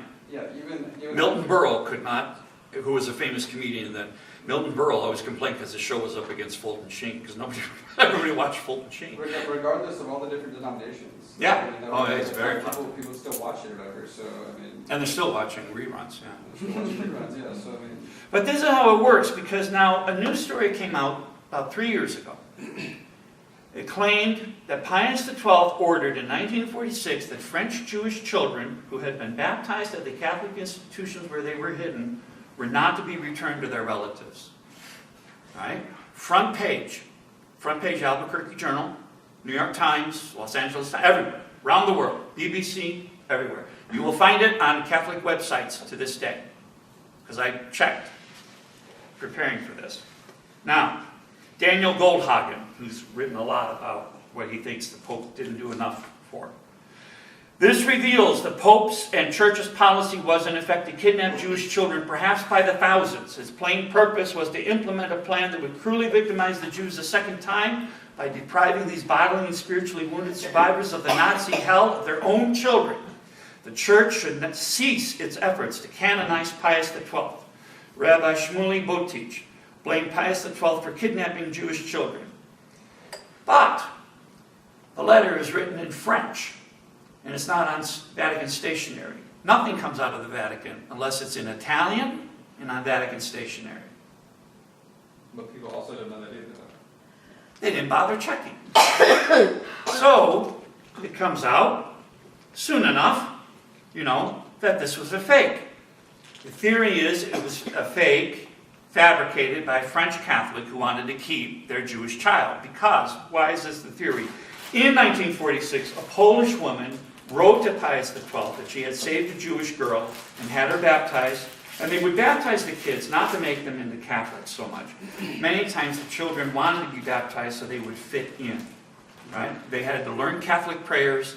They had to learn Catholic ways of speaking. Like in Poland, if you're startled, you will say Jesus Maria, okay? Where a Jew would say oy vey. You couldn't say oy vey if you're a Catholic child in the Catholic orphanage. You had to say Jesus Maria, Jesus and Mary. I mean, stuff like that. They wanted to fit in, and sometimes the kids themselves would ask for baptism. But the goal was, that they would go back to the Jewish people. And in fact, she had baptized this girl.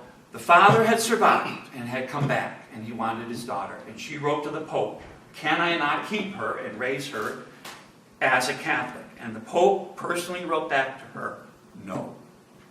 You have to give her back to her father. Even if he's going to raise her in the Jewish faith, you have to give her back. Because the policy was that children from institutions, at the end of the war, they put this policy out, that inquiries about them from outside organizations, the children were to be first reunited with parents, if the parents had lived. If the parents then had died, then any surviving relatives. And they had to be able to prove that they were relatives. Because, there was a lot of stuff happening in Europe after the war. Just like we have today with sex trafficking. That's nothing new.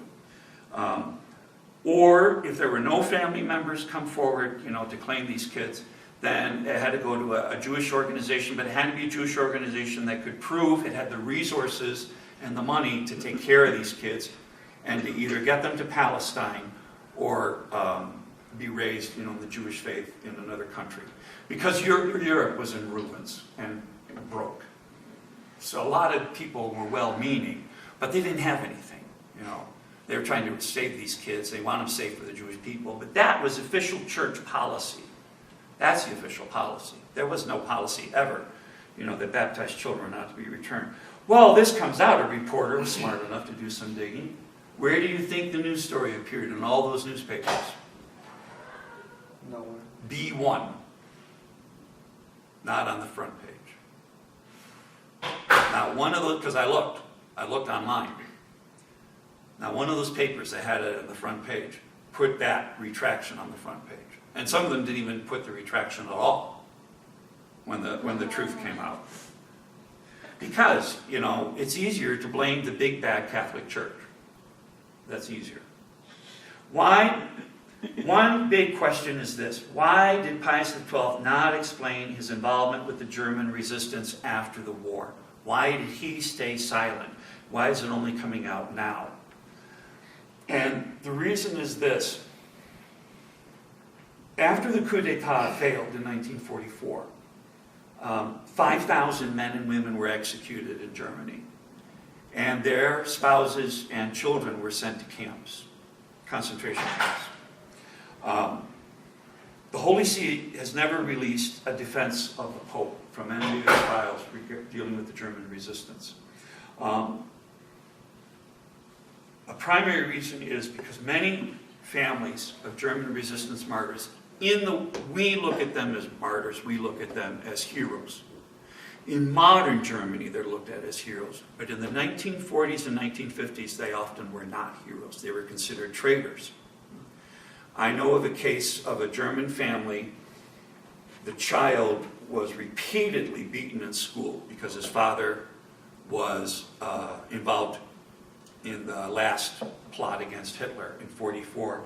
And his teacher mocked him as being stupid because his father was a traitor, and invited the other children to beat him. Many families had to emigrate. Schindler, he left Germany after the war. After he testified, he never went back to Germany. He's buried in Israel. He went to Latin America. His wife kept a very low profile in Germany. A lot of the people involved in rescue of Jews that were involved in these organizations like Caritas, Raphael's Verein, in helping Jews, in hiding Jews once emigration was stopped, trying to hide Jewish people in Germany. A lot of these people, they were not treated well after the war. And so that's to have publicized their names and the Pope's involvement with them would have made life even rougher for their families, for the survivors. I was going to ask, was the Valkyrie attempt the closest That's the closest they came to killing him. Killing Hitler, but it still failed. You know why he didn't get killed? Because the table was too thick or something. It was a thick table, which they knew. Mm-hmm. Stauffenberg had been there. It had thick legs like this. He didn't put the briefcase right. He did put the briefcase right. He had it positioned to blow up and it would have killed Hitler. Uh-huh. And after he left, Oh, an aide came. and an officer came in, it was in the officer's way, he picked it up, he put it on the other side of the table like Hitler was wounded, Mm-hmm. but it didn't kill So it him. was all by positioning that It it was just by that guy coming in. That's why they said that the devil himself Oh. protected Hitler. But Stauffenberg didn't know They had a that- bomb in that a guy plane, either, right? it didn't go off. They had, the guy went to shoot him, the gun jammed. I mean, it was all 26 attempts, Yeah. well organized.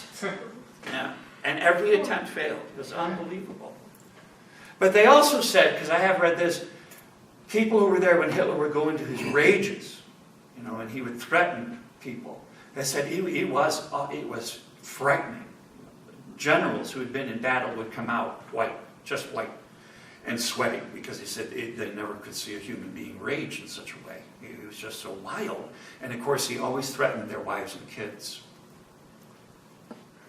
That was the big thing. If they, didn't fight, if he thought they didn't fight, that's what happened to Rommel. He threatened Rommel's wife and children, and then Rommel was allowed to commit suicide so that Rommel killed himself with the understanding that his wife and kids would be spared. Hitler was vicious. Let me just wrap it up, okay?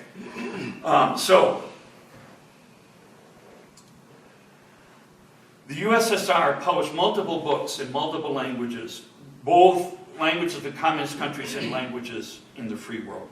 That, for example, Eastern Catholics collaborated with SS and Gestapo. That the Pope was a Nazi, Catholic priests were Nazi spies. That the Vatican is pro-Wall Street, pro-imperialist, pro-Nazi, collaborated with Hitler and Mussolini to fight against the peace-loving Soviet people. Wow. Yeah, that's the nice turn of phrase, the peace-loving Soviet people. I always like that one. That he never intervened for Jews, never intervened for anti-fascists, abandoned Poland, instructed bishops, monks, and nuns to imitate him. Right? And you still find this in Serbia. You find people in modern Serbia who will tell you that Archbishop Stepanak in Croatia organized and participated in the massacre of Serbs and Jews, which is not true, but you cannot convince them of that. They believe this stuff. One thing to remember if you ever have a conversation on this topic, to point out to people first, World War II was uncharted territory. It was a unique war. All right? It was unlike any other war in Europe. The Pope was getting messages from both sides, condemning the other and demanding he do something to stop the other side. Soviet Union got a letter published in 1941 that the Soviets signed with 11 neutral countries, because they weren't in the war yet, condemning the Nazis. And the Pope wouldn't sign it. Well, the Pope said, you want me to sign it? I will have to condemn what you have done in Poland. When they discovered the Katyn massacre in 1942, the Allies wanted the Pope to condemn Hitler, and he said, if I condemn Hitler, I have to condemn Stalin. Stalin wiped out the entire officer corps of an Allied nation at Katyn. Over 3,000 officers were slaughtered on Stalin's personal order. I have to be even, because if I'm not even, then the other side, is going to go after the church in its territory. So that's one thing. That's a big thing. The Vatican diplomatic corps goes back to the year 325 AD. It's the oldest diplomatic corps in the world. But if you're that old, you don't adjust to change very quickly. And this was a war unlike any other war, with these, campaign to destroy the Jews and the Gypsies in particular. He had a very bad habit, Pius XII, of making speeches on any topic, which made him look omniscient, all-knowing, which is bad. You don't want to look all-knowing to everybody, because then when you're accused of something, it's like, well, he talked about everything else. Why didn't he talk about the Jews? Right? And he did have a bad habit of doing that. You can read. He doesn't know what he's talking about. He shouldn't be talking on on this, but he would make speeches about all kinds of stuff. Secrecy. The Vatican is the most popular listening post in the world. Why? Every country wants an ambassador to the Holy See. Why? Because there's 1 billion Catholics in the world. There's 1 billion Catholics around the world, and reports go into the Holy See from every country in the world where there are Catholics. You can have a tiny Catholic population, but a report comes from the hierarchy in that country that does not deal with just sacramental numbers, but it also says what's going on in that country now. So, I mean, the only country that doesn't have Catholics really is Afghanistan. Pretty much everybody else does. North Korea. There are probably still Catholics in North Korea. Yeah. Pyongyang was the Jerusalem of Asia. That was its nickname because it was such a religious city. It was so heavily Christian, Pyongyang. And Kim Il-sung's grandparents were Presbyterian elders. And the church was very strong in North Korea. It was stronger in the north than it was in the south. Same thing in Vietnam. So, secrecy. You know, they want to preserve that traditional secrecy. And countries count on that secrecy. You know, that a report goes there, stays there. Most countries keep a 75-year limit on opening an archive. Now, the Vatican archives have not been opened for 1939. Why? Because they treat the war as one block. So the archives for the war years are going to open in 2020. Now, there are 16 million folders dealing with the reign of Pius XII. Folders. It's an estimated what did I see? Just read this morning. 18,000 meters of paper. Ooh. It's close to 80 million pages. He ruled for 19 years. So it's a big pontificate. And the war years are the most prolific because of what was going on. Now, what has been published, I gave you,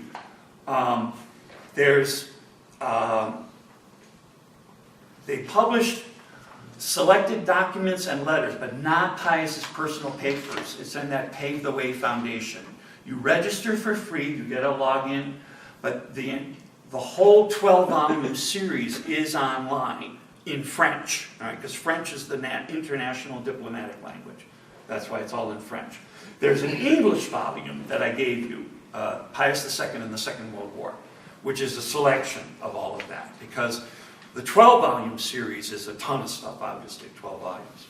But that covers World War II. So, and the Vatican has 35 men and women working in the archives. For the entire archive, not just World War II. The whole archive, there's 35 men and women. Now, this is how you know John Cornwell was lying. Because John Cornwell, when he published his book, which was a bestseller, by the way, for a couple of years, and he made a lot of money off of it, he said, I worked in dungeon-like setting. The Vatican archives are not a dungeon. They have these beautiful windows with sunlight. He was there for 2 weeks in Rome. He never checked out a file from the files that were accessible. He never checked anything out. He didn't ask for anything. He asked for very little. He pulled stuff off the shelf, you know, but that's it. He didn't go through files. He didn't go into the archive. He didn't go to the Nunciature archives from Munich, which are all there. You know, which I told you is 2,500 pages just dealing with the Armenian massacre, you know, for that one part of World War I. So, you know, the Vatican creates a lot of paper. It's a lot of paper. Rabbi David Dahlin, who's on your handout, he said, you know, that a lot of the books written against Pius XII are written by anti-Catholics or ex-Catholics with an axe to grind. Like Goldhagen's book says that if the church is going to be honest, it has to admit that Jesus Christ is not the Son of God. Well, the Catholic Church is not going to say Jesus Christ is not the Son of God. And that has nothing to do with Pius XII and what he did or didn't do for the Jews. I mean, that's who we are. And in 1943, when General Wolfe came and warned Pius that he had orders from Hitler to cross the border, the white line. You go to Rome today and you can still see the white line that the Nazis painted as the border. His orders were to go over the white line, to kidnap the Pope, to kill all of the cardinals and all of the Jews, refugees, anti-fascists, and Allied diplomats that were inside Vatican City. Because in the Lateran Treaty, if Italy's at war with somebody, their embassy to the Holy See moves into Vatican City. And that's what they did. They had all of these men and their wives and kids inside Vatican City. So his orders were to kill them all, take the Pope out, bring him to Germany, and then he probably would have been killed there. And also to loot the museum, because Hitler loved art. As Cardinal Mundelein said, he was a failed paper hanger.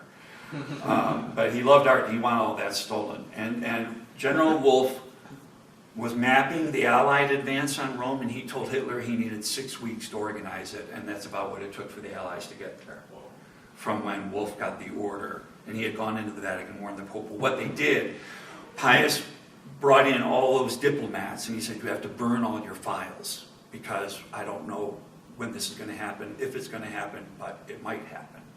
And so they also burned their files, the Vatican files. So there's going to be a lot of files missing when they do open the archives, because they did burn a lot of papers from that time period. Something to remember, you add up all the numbers of the visas, right, that I talked about tonight, that's a lot of visas to get. Do you know how many Jews Roosevelt led into the United States during World War II? 1,000. From Italy, and they all had to go back once the war was over. They couldn't stay. Wasn't Einstein one of them? Or he was a German Jew? Hmm? What about Einstein? Was he a German Jew? Einstein was a German Jew. There's a famous quote from Einstein that he disparaged religion. He wasn't a believer. But he said afterwards, and I'm not going to get it right because I didn't write it down, but he said that it was the church that saved him. And he had nothing but respect for the Catholic Church after what the Pope did. So, yeah. The only Jews that we let in easily were famous Jews. Like Einstein, composers, scientists. We needed the scientists, right? He's on the Manhattan Project. So those people could come here. But your average guy from Karlsruhe who wants to get his wife and kids out and is coming out with 20 Deutschmark or Reichsmark, he didn't have a chance. And like I said, we were very anti-Semitic in our State Department. The Canadian Foreign Office actually had a policy, no Jews allowed at all during the war, which is why they take in so many refugees today. They're atoning. So, Rabbi Dahlin, Catholicism has one pope. It's easier for people who are upset to focus on the one pope rather than all the leaders of the Allies, who are venerated by their nations, like Roosevelt and Churchill. The critics attack the Allies and neutrals for their failures to stop the Holocaust, forgetting the Nazis really could care less about foreign public opinion, especially during the war. And they were committed to killing Jews, Poles, and opponents right up to the end. As the siege of Berlin is taking place, they were executing people. If those countries had taken Jews in, if they had opened their doors, if the Latin American countries had acted, we wouldn't be looking at 6 million Jews having been wiped out like that. As far as we know, without those archives, Pius did a lot behind the scenes, and what he wrote and said in public, we definitely know, always angered the Nazis and the fascists. We know that the cloisters never would have opened without a papal order. And we know seminaries, orphanages would not have been, putting their residents at risk of arrest or prison or even death, without getting encouragement from above.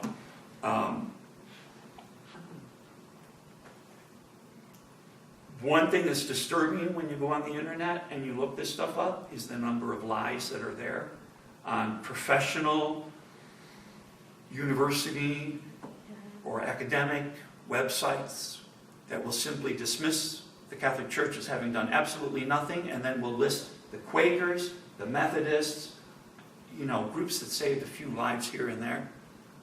And they'll go in great detail, all of them, but the paragraph on the Catholic Church did nothing to save the Jews on an international or national level, and their priests and nuns did nothing as well. It's really bad. It's very, very bad.